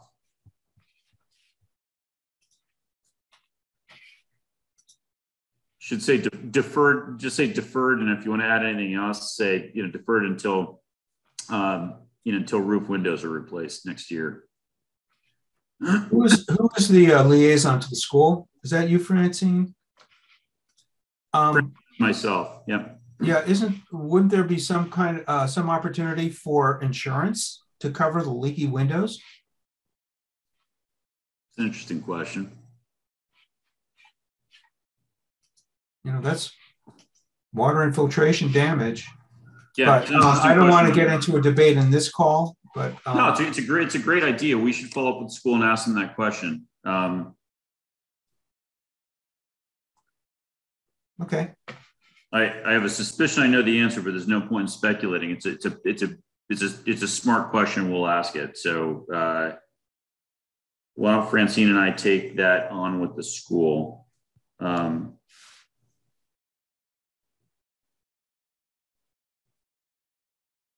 To be fair, I mean, I think that's a great question, but to be fair, they're not asking for the windows right now. I think we ought to give them the heads up that they better look into that before they come ask us for it. Exactly. Yep. Exactly right, Francine. Thanks. Good point. Really good point. Okay. So Deer Hill. Osgood. Sorry, Osgood skylight windows.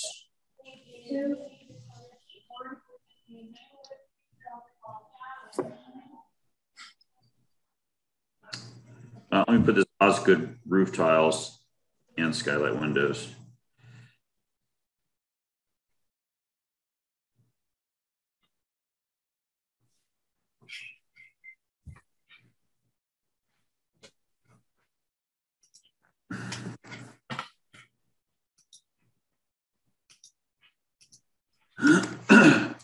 Okay. Okay, so the next one is the is a transport van, 15-person transport van for the athletics department to move smaller teams to and from competition. And just to be clear, that could be driven by a coach, a teacher, does not need to be a driver with a CDL, which are in very, very short supply right now. And also allows them to avoid hiring third-party vans, which are also supposedly in short supply right now. So why don't we start with you, Francine? I have what I need, and this can be deferred. Okay, Susan. I have what I need, and I don't feel that. Yeah, I feel this is a possible deferral. Michael. I have what I need, and certainly defer it or turn it down flat. Okay. Can I probe the latter question or the latter comment? Yeah, I think the school department should find money within its own budget if they want to have a 15-passenger van. I don't see how the town and all its taxpayers are responsible for transporting all teams to all events. Okay. They need to decide what's most important. And if it's using school buses, then so be it. And they can manage those school buses as best they can. But that doesn't obligate us to spend $45,000 on a 15-passenger van. So let me ask if they were able to make a case that they would actually save money by owning a van as opposed to what they're currently doing, which is, at least on occasion, hiring a third-party van service, would that impact your thinking on this? It would, but I don't believe it. I don't see where the money savings would come in. Again, it comes to what is the town and all its taxpayers obliged to do to transport students to extracurricular games. Right. That's mine. Okay. Let me ask another question. So they, they did float the possibility that might be something they could cover out of their athletics revolving fund, which I guess is probably, funded with fees, I'm guessing. If they wanted to go into their athletic revolving fund and pay for this van because that was cheaper for them than using that fund to hire third-party van services, technically we as a committee would still need to vote. So the source of funding would not be capital budget. It would be the revolving fund, but it's still a capital item, right? And it's ultimately, it's no different than any other capital item in town. It doesn't have to be funded by capital budget in order for it to be a capital item, right? We're still supposed to review it and vote on it. So if they wanted to, and I'd ask each person on the committee, if they wanted to use their own fund to buy a van because that was going to save them money in the long term, they believe that was going to save them money in the long term, and they were able to lay that case out, I guess it's unfair for me to ask you where you'd stand on that because we're not ready to vote this, but we would have to vote it, I guess I'd say, and I just see the math. I mean, does anyone else have any thoughts on that scenario that I threw out there? I guess I would. My initial reaction is I would be concerned about now adding a new vehicle to the fleet, which at some point are we going to be responsible? They may make the initial outlay, but at what point are they going to require us to fund maintenance or buy a new one when that one needs to be retired? I mean, I think it's a slippery slope. Yeah. Well, we don't do maintenance, but I hear what you're saying on the replacement. That's the turf all over again. Right?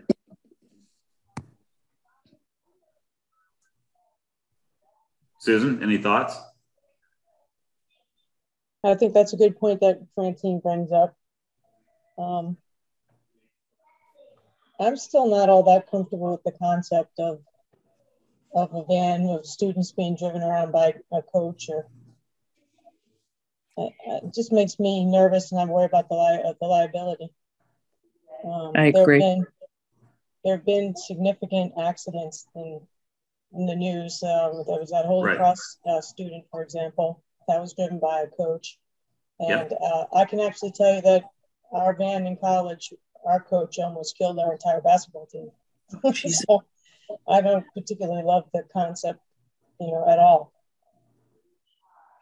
And I'm not convinced, I absolutely agree with Susan, and I am not convinced that they have as many teams as they said they had, that would be able to fit this bus, because anytime the varsity is going to out of town, the JV goes with them. And then that's not, so they have multiple teams under, within the the number of people to fit the van. But when you add the varsity and the JV teams, I don't believe it. They don't fit the van. They don't fit the van. And let's say the golf team, for instance, which is a smaller team, I'm not convinced they can fit those that do participate and all their golf gear. I think this is a pie in the sky, let's ask for it. I think. Okay. Yeah.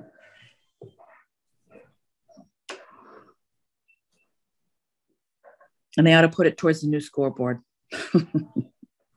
If they can find money, they ought to help fund some of these other things. That's my personal feeling. Okay, so the athletic van, I'll have a follow-up conversation with the school and just let them know the preliminary feedback on this. Francine, you're welcome to join me if you desire. It may be an email, honestly, but I'll probably call Patrick just as a courtesy. So on the athletic van, we're extremely concerned about liability of a faculty, of a staff member driving a van. Okay. Mm-hmm.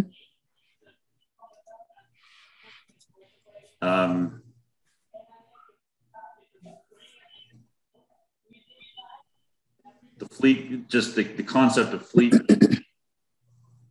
Mm-hmm. and replacement.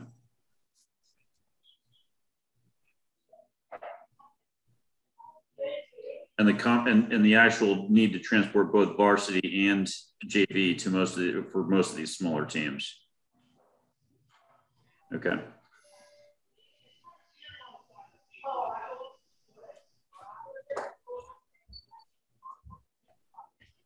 Okay, so varsity plus JV is greater than 15.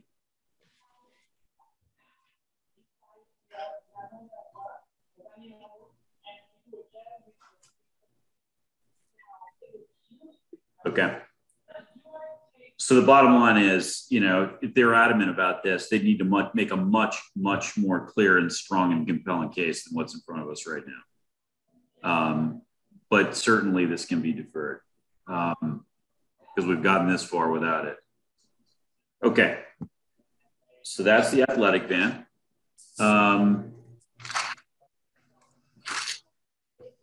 The asphalt road from Pond Street and the sidewalk, why don't we hit the two of those two together? Hold on a second.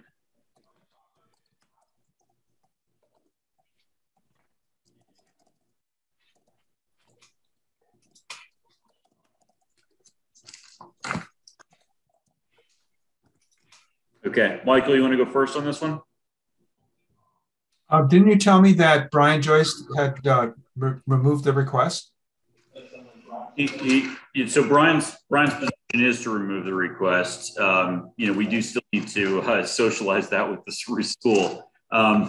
So that's fair. Let me back up and give a little bit of history and current thinking on this from outside the school, just so that everybody's on the same page. The sidewalk, as you all know, is heavily damaged. It looks like it's plow damage. The asphalt, it's not end of life, but it's close enough that when we replace the sidewalk, we should probably do the road at the same time. There might be one piece of the road that needs a patch right around the drain, right in the middle, sort of, a short way up after you turn off Pond Street. But the rest of it is, it's not in great shape. It's also not in terrible shape in terms of the road. We certainly have worse stretches of road in town. The request was in front of us at least once in the past. We deferred it last year because it's clear that the sidewalk needs redesigned. Otherwise, it's just going to get destroyed again, number one. And number two, there was a feeling that we should not replace the road and the sidewalk until the field and the track were completely done and replaced and installed. And then we would move on and replace the access road. The track and field have been funded, but not replaced. So they have not executed on that yet. And so now this request is in front of us again. They have changed the request for the design of the sidewalk to address the plow damage issue. And I think that's where the school is at this point, is with this request. It is last on their list of priorities. And we have heard that, Brian Joyce would like to actually have some discussions with the school about this in terms of, timing, but ultimately wants to weave this into our overall road replacement, because at the end of the day, it's a road and a sidewalk, and that's what DPW does. So I think what I'm hearing is that it comes off the list for this year, based on, Brian's concern about being able to do any asphalt work, given the price of asphalt in this current environment. I have my own issues with it, but I think that's the total update. If I missed anything, Michael, fill it in, but why don't I circle back and start with you after sort of giving that backdrop, that summary. Yeah, my attitude is this should be deferred at the very least, both of them. Okay. And I have the information I need. Okay. And is the deferral driven by any particular issue? Is it the cost of asphalt? Is it that you just want the track and field replaced and completed and executed on first, or just prefer not to clarify, which is fine too? No, my feeling is there are other items that are higher on my list than these items. Okay. I understood that the list that we see in front of us is the list in order, but maybe I'm wrong on that. The school sent a separate, and I'll have to go back and look, but they did prioritize theirs at some point during the, during the cycle, and right. That fell to the bottom. Basically, my emphasis is on maintenance versus expansion. So I would be inclined to go with the resurfacing when Brian Joyce feels like it's the right time to do it, rather than what the school is saying. I would defer to him. Okay. And then extending the sidewalk to Pond Street, that to me is an expansion and is not a priority at all. Okay. That is a safety issue. I think that's a safety issue. Yeah, but we've lived this long without it, and I don't know. And we've gotten lucky. Yeah. So just to be okay. Sorry, I didn't mean to cut off. Francine, go ahead. No, I think we just have differing opinions. I have kids in school. I drive up there. I see what goes on. I agree with Francine. And, we also have young students driving into the student parking lot right past those children walking up the. That's right. Sorry, Susan, I can barely hear you. Oh, I said it's not just parents driving up and down that pavement there where kids are walking. It's students, driving their cars and going to the student parking lots. Yeah. Okay. So I guess I disagree on whether or not it should be done at all and what it really means, but I do agree with Michael about when should it be done. Right. I think there are other things that need to get done before you do that, only to risk it getting ruined or trampled with big equipment. Mm-hmm. Okay, just one point of clarification. I'm virtually certain that this is mislabeled on this list, and then this is the replacement of the sidewalk that is there, and that the extension all the way down to Pond Street historically has been a separate line item, and so the wrong label ultimately found its way onto this year's request. They need to go through a permitting process to extend the sidewalk all the way down to Pond.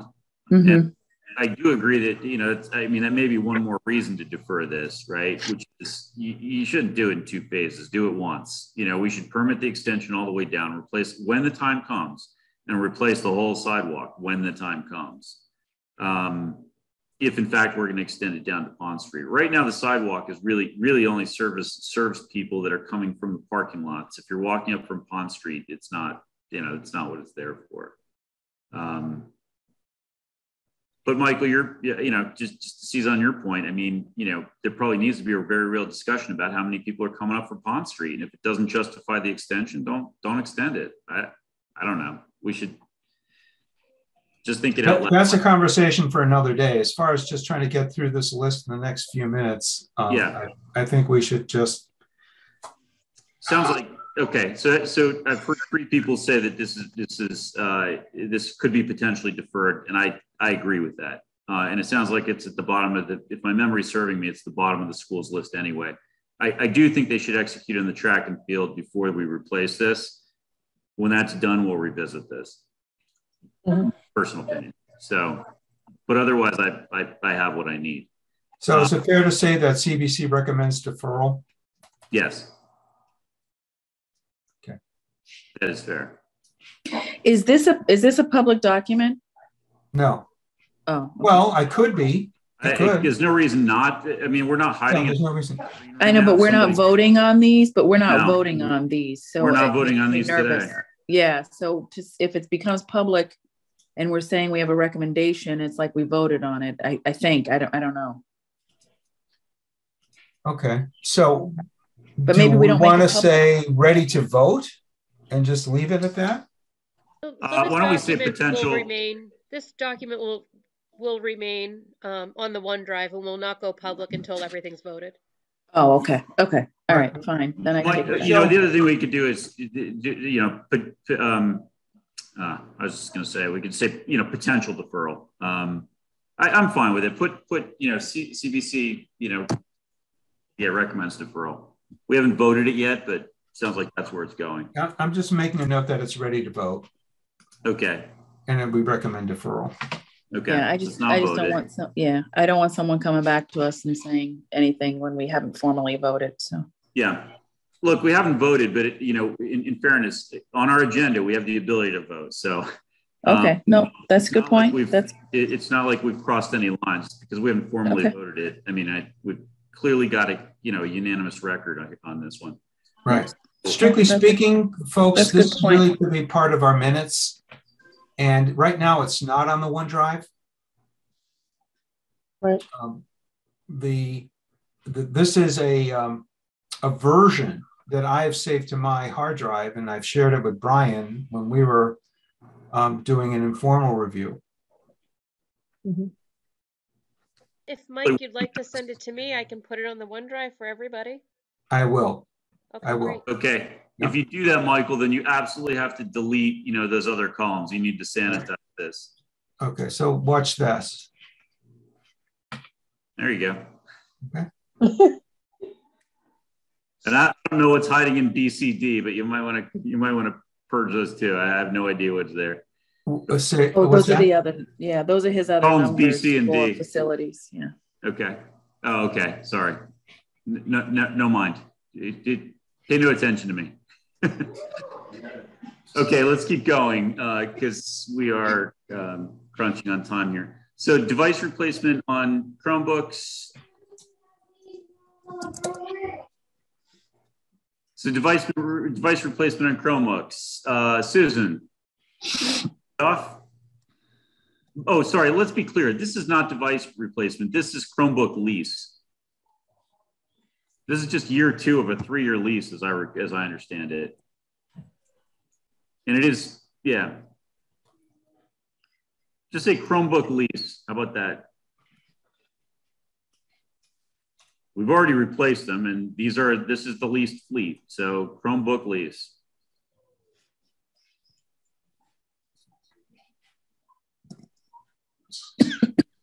All right, so they're just basically coming for the annual. Yeah, that's correct. Just like the bus lease, right? So. That's correct. Yeah. Well, I think we kind of agree when we agreed to a term lease that we would be funding it for the term. We haven't heard any reasons not to in terms of the technology not performing its purpose. Nope. So this is the second year of a 3-year program? That's my understanding. Yep.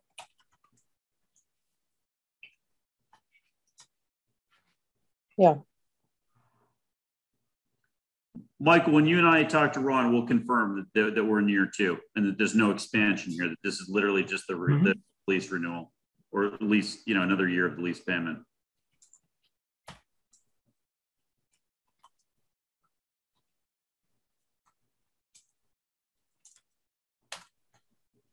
Susan, do you have what you need? Any view on deferral?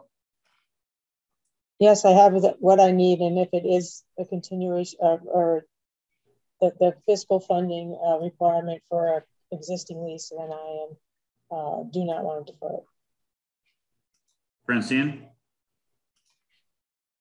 I agree with Susan. Michael? Yeah, I agree. And I agree. Next is the alumni field scoreboard. Francine, can we start with you? Yeah, I have what I need, and sorry, let me just clarify before you go further. This request is it's in here incorrectly. It's about $100,000 request. Yeah, it's 100, not 95. If you've got the number in front of it, then put in 95. I'm just you know operating off the top of my head, but they clarified it, and whatever their spreadsheet said is I'll go with that. Sorry, 95. Oh, I'm looking at the wrong line. I'm sorry. You have it in at 95 and it is 95. Okay. I was looking at the next line. Just my going kooky. Sorry, Francine. I didn't mean to cut you off. No, that's fine. I have what I need. And this is one of those items that I'd have to, I think it could be deferred if we don't have enough money. Okay. I think there's other ways to fund this maybe. Okay. And just to probe that for the benefit of everybody, are you thinking the athletic revolving fund, or are you thinking a fundraiser? What are your thoughts on other venues to fund that? I think all of the above. I think if they can find money to find another van that they haven't needed, then I think they can find money to find a scoreboard, which they do need. You know, in my mind, I think they need the scoreboard more than the van at this point. Okay. And if they can find money for one thing, then they ought to put it somewhere else. But that's my personal feeling. And maybe a fundraiser. I think there's other ways to finance this. Okay. And Francine, if you don't mind me probing a little bit, I don't spend a lot of time up there. I know you spend a lot of time up there. So you spend time up there, and you have the view that they actually need this. Can you expand on that just a little bit? Well, so I'm biased because I have a football player, and it works just fine for the football team. Mm-hmm. I think they're more concerned that it doesn't have all of the points or lights and able to track other types of sports. So I can appreciate that. But I can't speak to that because my kids aren't involved in the other sports. But it's clearly really old and dated, even though it still seems to be perfectly fine for the football games. It looks like it ought to be replaced, but like I say, I think a lot of it, I understood based on their presentation, a lot of it also had to do with the fact it didn't accommodate other sports at this point. Okay. So you have what you need. I do. Replaced, but you feel it could be deferred and/or could be funded through other venues. Is that fair summary? I think so. I think yes. I think they need to be creative, think a little more creatively. Okay. Susan? I have what I need. And I do remember when we were talking about this one too, the bigger cost line items was sound system and the actual supports that this thing stands on, and whether or not we could use the current support system. So that's something to think about in terms of where this comes out dollar-wise. Francine, I agree with you on the scoreboard being fine for football. But yes, it really doesn't work for sports like lacrosse, for example, at all. And in terms of alternative ways to fund this, on the scoreboard company's website, they actually recommend getting sponsors And you can put your sponsor on your scoreboard, like a local company or somebody like that. So that's something they could look into as well. I think it's nice to have. Yeah, I think we could defer it. But if they're able to maybe come up with some other creative things and also figure out those line items I mentioned before, whether or not they're necessary with the rebuilding of the press box to have additional sound elsewhere. So that's kind of where I'm coming out. I'd like to do it, but I'd like to think there's a way to do it better. I agree.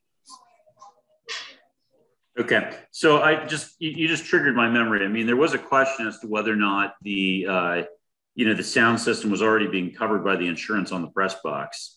Francine, Susan, you'd know this too. But I mean, is there a material amount of sound equipment that's not attached to the press box? I mean, do we have speakers all over that field, or what? Or is it really just like a couple of speakers on the top of the press box pointed in different directions? It's always just been on the press box. And honestly, the only games where I've ever really heard anybody talking is football. There's no like play-by-play on lacrosse. At least when my kids were playing. I don't know, Francine, if that's changed. Primarily for football that they use the sound. Yeah, my experience has been football as well. I've been to some soccer games, and I do hear some, but not to the extent football broadcasts, the plays and things like that. Okay. And the sound system that they had, which I assume was just a couple of speakers on the press box, was that sufficient for the crowd to hear the announcer based on where that press box is and where the crowd actually gathers? Or was there a need to expand the sound system materially?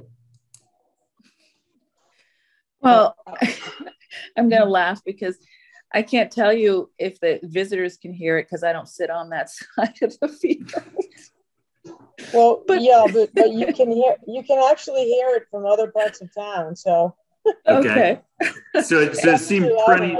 Okay, so it seemed plenty loud and plenty strong in terms of reaching the entire field. Okay. Yes. So look, sounds like we've got a follow up with the school. You and I can put this in an email or a call. But we want to find out if the press box is the new sound system, because if it is, that's a third of the cost of the scoreboard. And the supports are a big chunk of the cost of the scoreboard. I mean, this could just as easily be a $50,000 request covered by the revolving fund plus a sponsor or a donor. So, okay. All right, sounds like we get a follow up on that one. The PA system. You didn't ask for my opinion. Oh, I'm sorry, Mike. I didn't mean to skip you. Please. You're laughing, but please, yeah. Yeah, I feel that we have a working scoreboard. Certainly with lacrosse and soccer, the coaches do keep track of who's in penalty. I feel that this is definitely a nice to have and should be covered by the users rather than by the full town.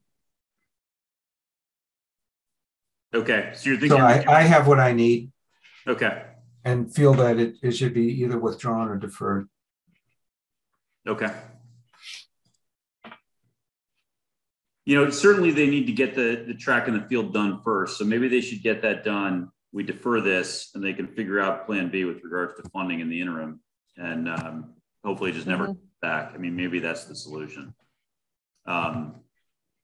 Okay. Where are we? Upgrade the PA system. I've never fully understood this one other than they need some additional functionality on the PA at the middle and the high school. I think fundamentally to separate the two systems. But we did pay for an upgrade of that system 2 years ago. It was not cheap. It was about the same amount of money. I'm not sure how that differs from what's being requested now, but it sounds like we're going in for another round. Michael, I don't know if you have any further color or if we just need to add this to our list when we have a conversation with Ron. What I understand is that the PA system works, but it requires the school administration to broadcast middle school announcements over the same PA so that the high school kids hear it and vice versa. To me, that's not a showstopper when there are other things that need to be purchased. So at this point, I feel it could be deferred. I think it would be a nice to have, but and would benefit all students. But at this point, I think it could be deferred. Okay. Susan? I agree with Michael. Okay. Francine? I agree with Michael and Susan as well. I agree as well. Michael, when we speak to Ron, let's just, spend a minute on that and make sure we're absolutely clear on, what that means. But I think we understand this. I'm just shocked it would cost $75,000 to put it, to put a flip switch that hits one zone versus another. It seems big to me, but we'll ask the question. Okay, on the furniture, I've sent a follow-up request to the school to understand exactly what it is that they want to put in those classrooms. I've explained to them that we don't do well with sort of conceptual requests, and that we actually like to know what it is that they've selected. And so it's possible that they've responded. I haven't accessed my town email today, but as of right now, what we know for certain is that there's a need to replace, quite a few desks at Deer Hill that are simply, broken and or partially dismantled. What I don't know is exactly what they're going to purchase to replace them. All that said, Francine, why don't we start with you? I thought that while they started off talking about having to replace the desks and all, I thought it evolved into a request that they wanted to test out some new desks and furnitures. Did I misunderstand that then? I have to go back and look at my notes, because I thought what I thought it was in the beginning, it evolved during that conversation, and it really wasn't, by the end, it wasn't what they were really asking for, what I thought. It did evolve. I didn't remember it exactly that way, which probably means we all need clarification. But it as I recall, that it started as a request to replace all of them at Deer Hill School. Yeah. And it became clear that it was going to be like one grade, which means we're going to be doing $60,000 next year and $60,000 the year after that. So, when you're talking about those kind of numbers, I get much more interested in understanding exactly what it is we're buying, what the unit counts are, and what the price per unit is. Which is why I sent the follow-up request. I didn't get the sense, and maybe I just missed that part of the conversation. It's entirely possible that they actually wanted to buy a bunch of different stuff and test different things and figure it out later. But that may, I may have just gotten distracted and missed that part of the conversation. What did others? Sorry, Francine. No, I could be not remembering correctly that where they ended up, but it clearly was different than where they started. Right. I'd have to go back and look at my notes. I have not done the minutes for that yet off of my notes, so I'd have to go back and look. What did others hear? Susan, Michael, what did you guys hear in the end?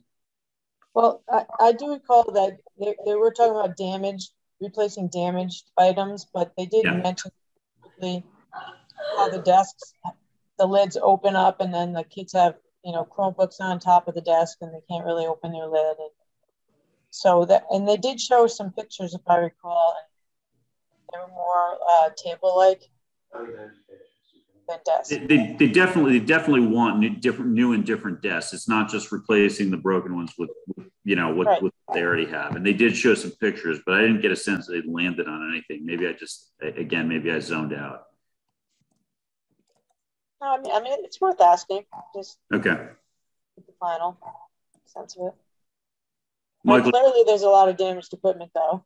There's no question that we need to start the program. I just hesitate to throw money at something without knowing what it is we're buying. I mean, I think I think we need to figure that out. Because otherwise there's no ability to have confidence in this number. Okay. Well, there's that. There's also that whole effort to do the program. I forget the woman's name. Is it Lisa? Yes. Yeah, and I mean, I would believe that something like this would dovetail with what she's looking to do and changing the ways that the kids, the way that the classroom operates for the children. So it seemed that it should be whatever we're doing here should dovetail. Hopefully it's her that's picking these, and hopefully there's a very clear rationale behind whatever it is that she picks, would be my hope. So, okay, it sounds like, Francine, you and I should just make sure we get an answer on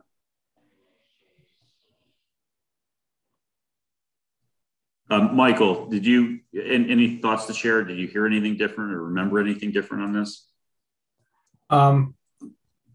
Nothing different. I agree with you that we need to get a list of what it is they want to purchase. And I would take a very dim view of now getting into yet another pilot and another trial. Let's just get them the basic furniture that they need. Absolutely replace anything that's broken, damaged. This all goes to maintenance. But let's at least just get into a catalog and order some desks. There should not be a whole lot of analysis. Just get straight ahead desks and get them in there.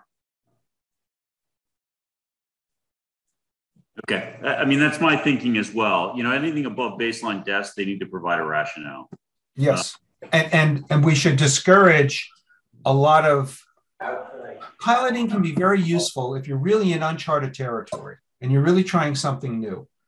And this is not. Somebody's done all this, yeah. Right. So somebody's used all these configurations, and I'm sure the realities are shaking out. Right. Okay. And then there'll be another group of people that will spend time that they could be spending on more important educational efforts. Yeah. Then diverting their time towards, gee, what kind of desk should we get for these different groups? Okay. So we need to know what it is they're proposing, and if it's on sort of basic stuff or things that are priced equivalently to basic stuff, then we need to understand the rationale. And what the price tag is. Because is the $60,000 going to cover us for all the desks? That's what we want. Yeah. We want to cover all the damaged desks, not grade by grade. That's really kind of poor management.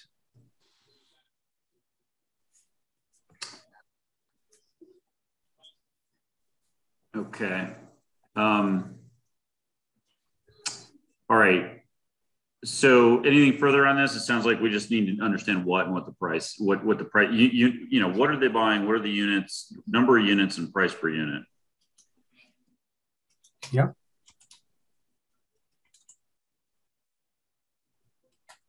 And I agree with you. Broken desks are maintenance. Right. They should be replaced in the year that they're broken. They shouldn't be collected, for 5 or 10 years until there's enough of them to make them a capital request. And that message needs to go back as well. Right. And that is 3 grades, right? 4, 5, 6, correct? No, this $60,000 is for 1 grade, if I remember the end point of the conversation. Okay. So it's not a small chunk of change. Because how many desks will cover the whole school? Yeah. And let's review that request. Because that really is where the program is going. How many desks using basic furniture?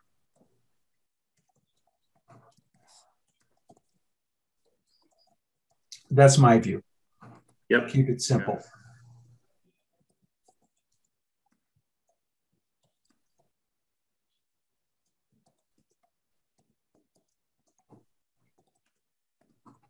Okay. That's the furniture. The code-based molding actually is going to be done internally. This is going to come off. Nick and his team found large quantities of code-based molding in inventory in our in-house inventory, and they have the capability in-house to do it. So that will be done, in that manner as opposed to an external request. That's great. Yeah, the retiling of the classrooms.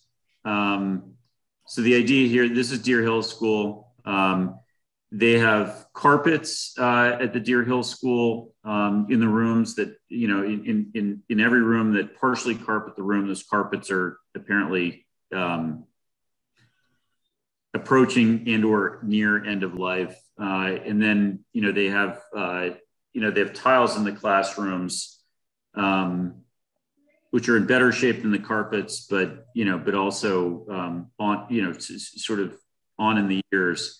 For everybody's, just a level set. We replaced all the tiles in all of the halls at Deer Hill School because there were water issues in multiple places that basically destroyed the tiles in the hallways. There was bulging and shifting in the foundation under some of the tiles in some of the areas, and there were leaky doors that were installed backwards in other places, and a bunch of other silly things. So the hallways are completely redone with this new tile. The new tile in the hallways does not require waxing, and so apparently with tile that you wax, our staff spends basically the entire summer stripping the wax off the tiles and then stripping off. Hey, Brian, I think we need to move on. We've only got a few minutes left. I'm sorry to interrupt you, but I think they've made their case. They made their case. Ask us if we have enough information. Yeah, perfect. Francine, do you have enough information?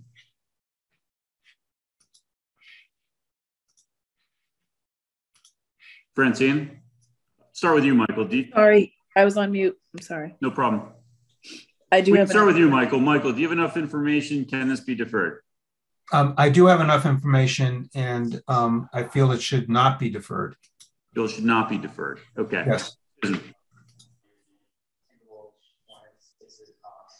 I agree with Michael on this. Sorry, I was on mute before. No problem at all. Susan.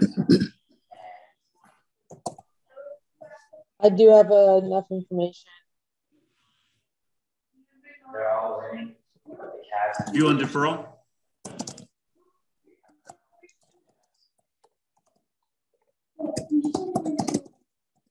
Susan, do you have a view on deferral?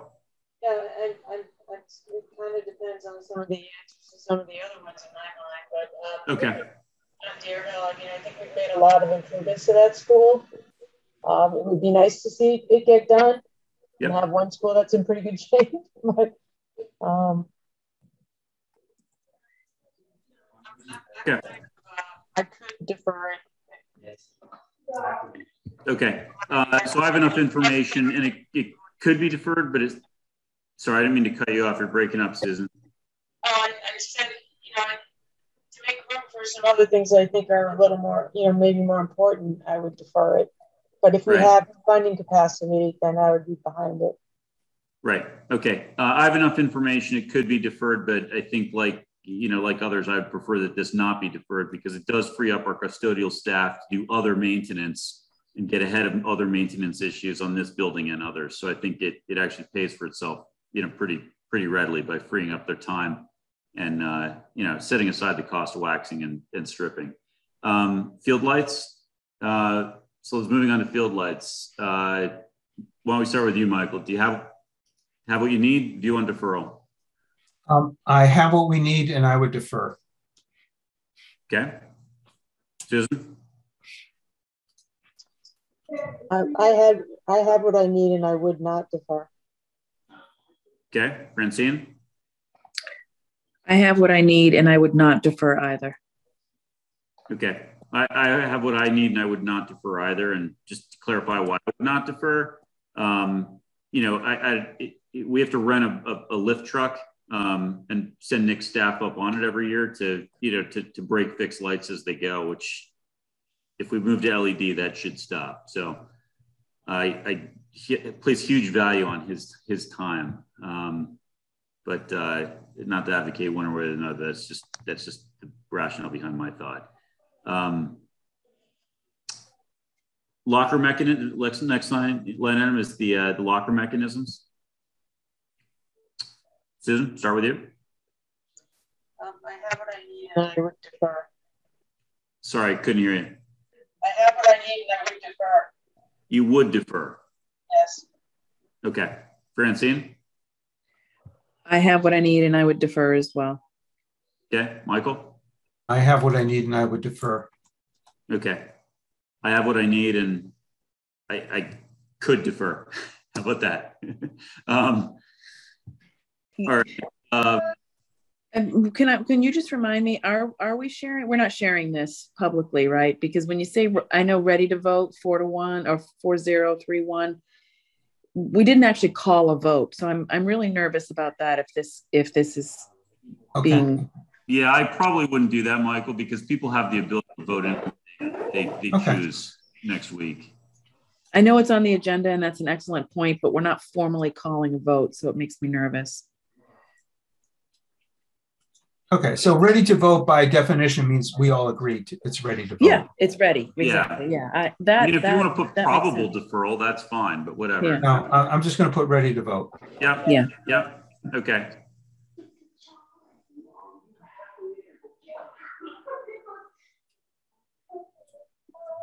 Yeah, certainly people can change their mind over the course of the next week. So Francine, that's prudent.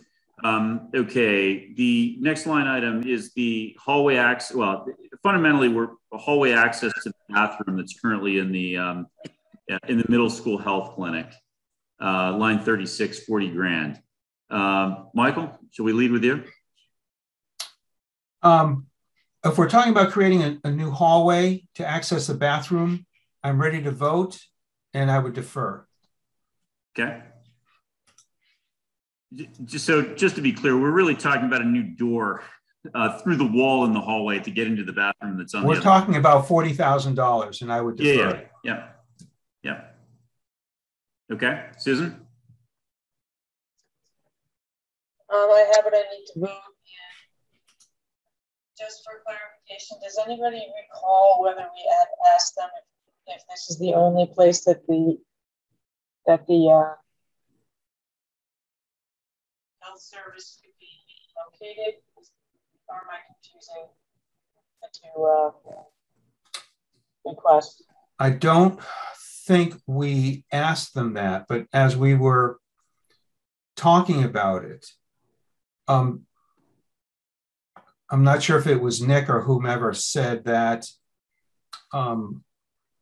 without it, people would have to use the faculty bathroom. But that's my only memory, is that they would have to use some other bathroom, which is key access. Mm-hmm. Or walk through another room to get to the bathroom, right? To get to this bathroom. Is that what they have to do right now? They have to walk. They have to walk. Yeah, they have to walk through the health clinic. through the reception area of where the nurse's office is. Fundamentally, through the nurse's office to get into this. Yeah. So if we were under a legal mandate, under an Equal Opportunity Act, then I'd say we would have to do it. But if we're not, then at this point I would defer. Okay. Is that, Michael, just to clarify, is that a would or a could? I mean, would. Okay, fair enough. And Susan, are you would defer or could defer? Well, I'm curious to the answer to Michael's question as well, but that reasoning obviously would shift the urgency of it all. Oh, right. Okay, fair enough. So it sounds like we got a follow-up question, which is, do we actually have a legal obligation to provide, a bathroom there? A bathroom. Yeah, and I don't know, did we ask, is this the only bathroom like within some great distance from? Yeah, so as I recall it, okay, they have student bathrooms, both male and female, okay? They do not have a teacher bathroom or a unisex bathroom in that section of the building. They might have a teacher bathroom on a different floor in that area of the building, but they definitely don't have a unisex bathroom for students in that, a single stall, non-gender denominated bathroom in the middle high school period hard stop. Sorry, the middle school period hard stop. So they have to walk all the way over to the high school, I guess, to access it. And that's what's driving it. Okay. But in fairness, yes, they could walk through the nurse's office. Okay, so does it sound like we have a follow-up question on this, which is, is there a legal obligation or need to do this? Is that the follow-up question? I would say so. Okay, Francine? Sorry, I'm on mute again. I would agree with Michael. I think we should answer that question first, because I may change my mind based on what they say. Okay, I agree with that. I think it's a very good point that's been made tonight for the first time. So we will follow up on that, and that is the nature of this process. The more you look at it, the more you figure stuff out. So okay, so the AC, the next line item 37, which is the AC and the heater split for the same health clinic, 20,000. Francine, we want to start with you. Yeah, I have what I need for this. I'd prefer not to defer it if we could. Yeah. Okay, Susan? I have what I need and I'm in support of it. Michael? I have what I need and I'm in support of it. And I'm the fourth on that, so we're unanimously the same opinion. Okay, last item, the safety automatic window shades for the Osgood School gym. So one request that I've sent to the school since we last discussed this is that they have a conversation with Chief Quigley on this matter to make sure that, from a safety objective perspective, that he agrees with their strategy. So I don't know if that conversation has yet taken place, but that was, conveyed by email. And hopefully that conversation is taking place. We can wait for the answer to that, but let's just assume for a second or discuss hypothetically, if Chief and, there's no change in this request, where are people on this matter? Michael, do you want to start with you perhaps? I have what I need, and I feel this is an unnecessary request. I would expect that Chief Quigley would say, yes, it's a safety concern. And to me, that doesn't carry enough weight. I think if those windows were frosted over, this was an architect's decision way back when to allow people to see in. Just treat it as if it's another corridor and frost the windows and the effort is done. I don't want to get into scenario planning in order to support a $50,000 request. So I'm ready to vote. Okay, Susan? I have everything I need, and I'm likely to support deferring this. So, okay, so this is deferral as opposed to withdrawal, Susan, just to be clear?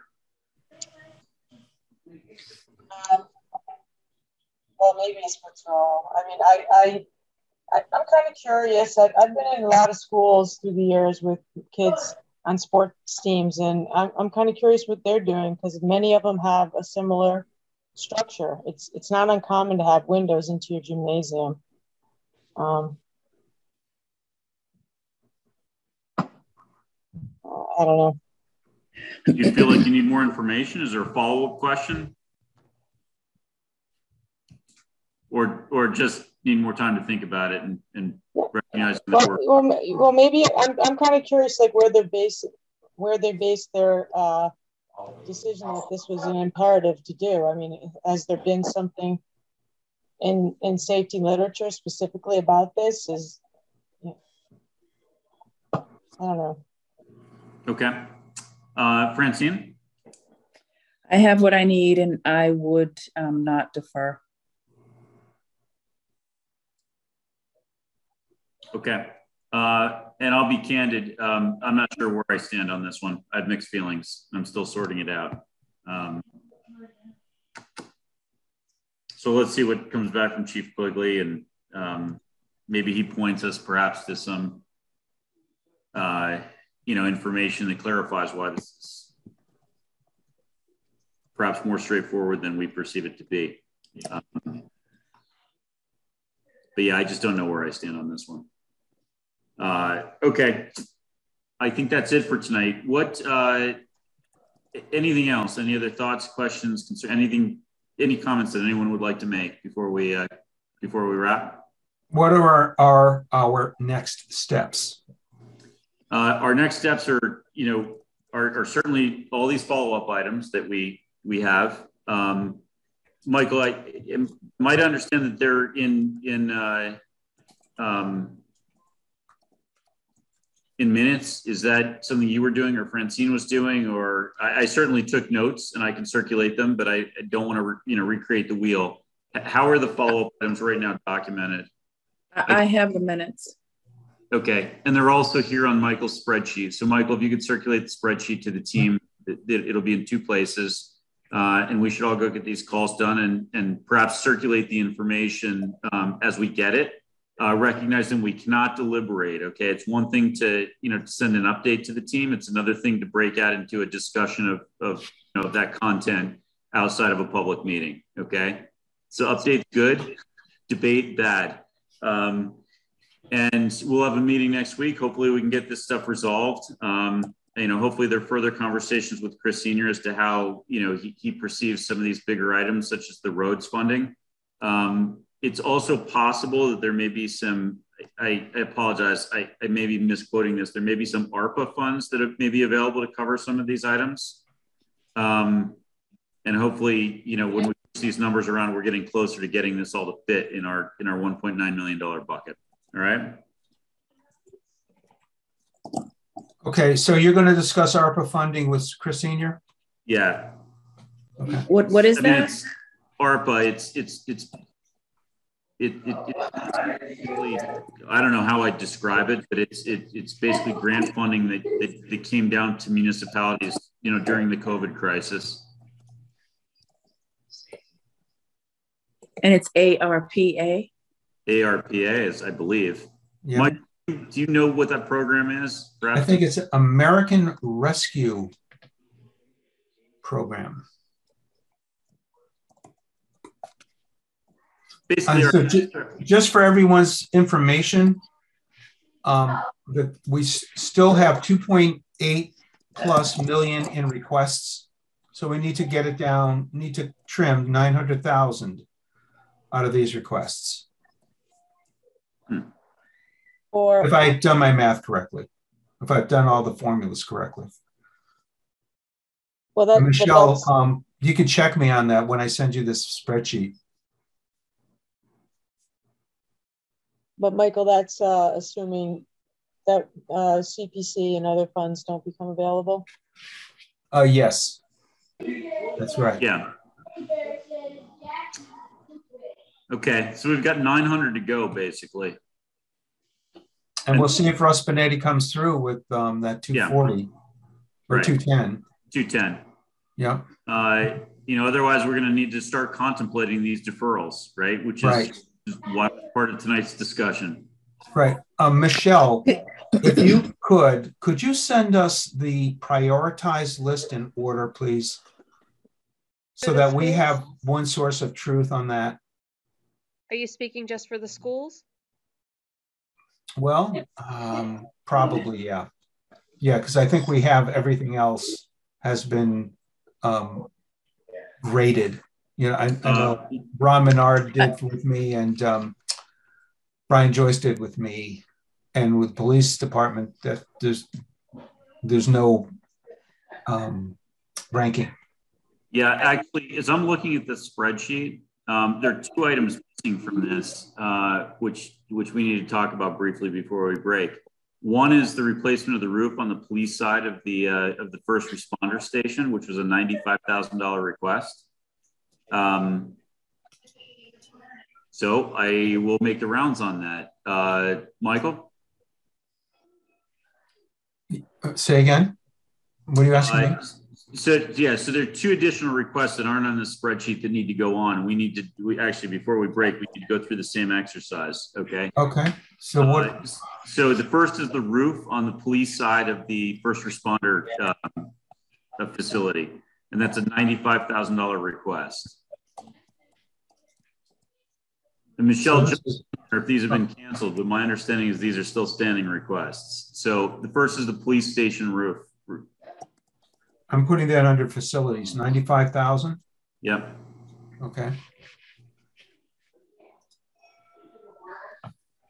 So Susan, shall we start with you? Do you have what you need? Do you want deferral? I don't recall this one. I'd have to go back to the OneDrive and take a look at the. Right. This is a similar situation as the library in that it's a section of flat roof that's failing. And I believe they're going to use the same technique that they're using on the library to create a better solution for the police station roof. Okay. Well, and I'm ready to vote and I would approve it.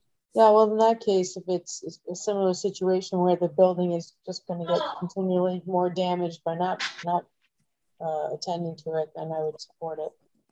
Okay, Francine? I have what I need, and I don't think it should be deferred. And I'm in the same place. Have what I need. Don't think it should be deferred. Okay, and the last item was a request from fire, which was a fire department, which was it was a Stryker cardiac monitor for $38,923. And basically, this is it's a cardiac monitor that communicates back to the hospital as they transport people, or as they review them on site, so that actually a cardiologist back at the hospital can be looking at the data real time and telling the person on site what they're dealing with. I think this is a replacement, right? This is a replacement of the existing equipment. It's a replacement of an old one. That's right. 36,000. $38,923. So Brian, didn't we buy one of these to replace an older one on the other ambulance? It sounds very familiar.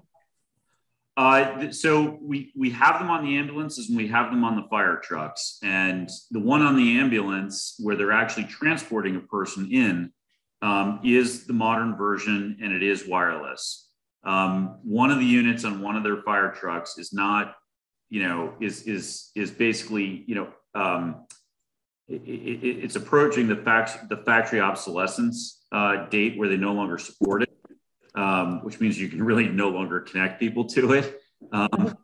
And so they want to replace that. And the one they're replacing is not wireless. So you're kind of on your own in the field to read the monitors. The idea is they replace it with a new one that, would allow them to connect in with the cardiologist at the hospital. Right.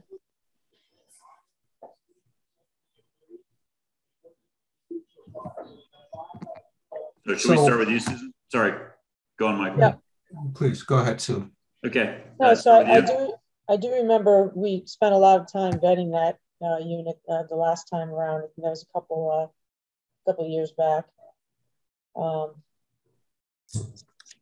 I would support this. Okay, Francine. I have what I need, and I don't think it can be deferred. Okay, Michael. I agree, and I will just ask this question. Can we try and recoup some of this cost by increasing our ambulance fees? Okay.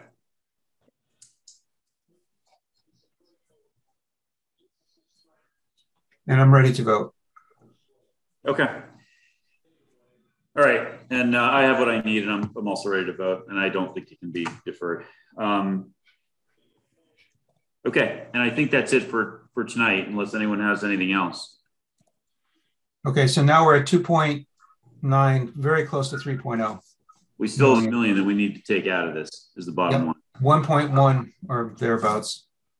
Yep. So, I mean, I can see a combination of things that would get us there, but it's, you know, it's some work and it's some sacrifice and it's some patience on behalf of various departments. Right. So what do folks think about this idea of next Monday, come to the meeting with your list of cuts? Or said another way, come to the meeting with your choices for funding. Maybe that's a more positive way to put it. But come with your list.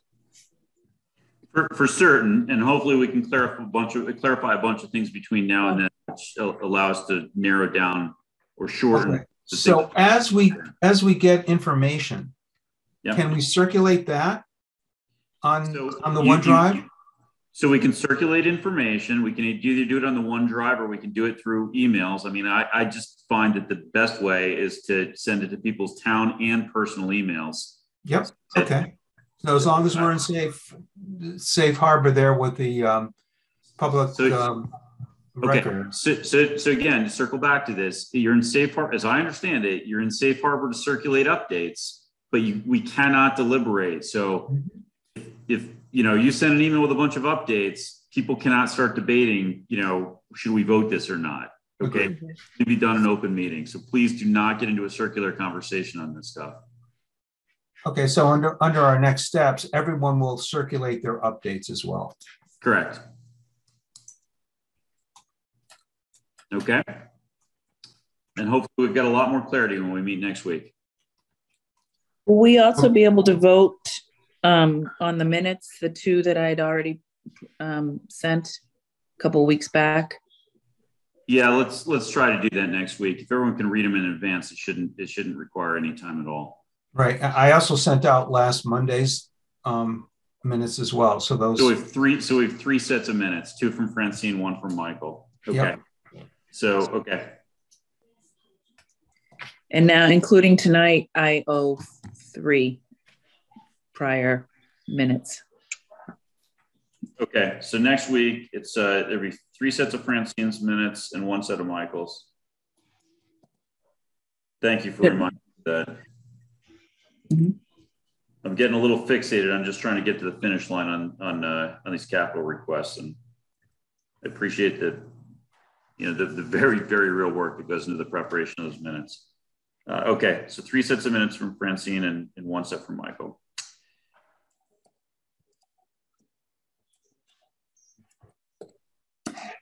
Okay, anything else, or can I entertain a motion to adjourn? So moved. Second? Second. All right. All in favor, roll call vote. Brian Host, aye. Michael Dick? Mike Dick, aye. Susan Franklin? Aye. Francine Lyons? Aye. Okay, and the time is 9:50. Oh my, I apologize, folks. We'll get there. Have a good night. Hey, Michelle, thank you for everything. Thanks for hanging in with us. Thank you, Michelle. Sure, not a problem. Okay. Good night. Good night, all.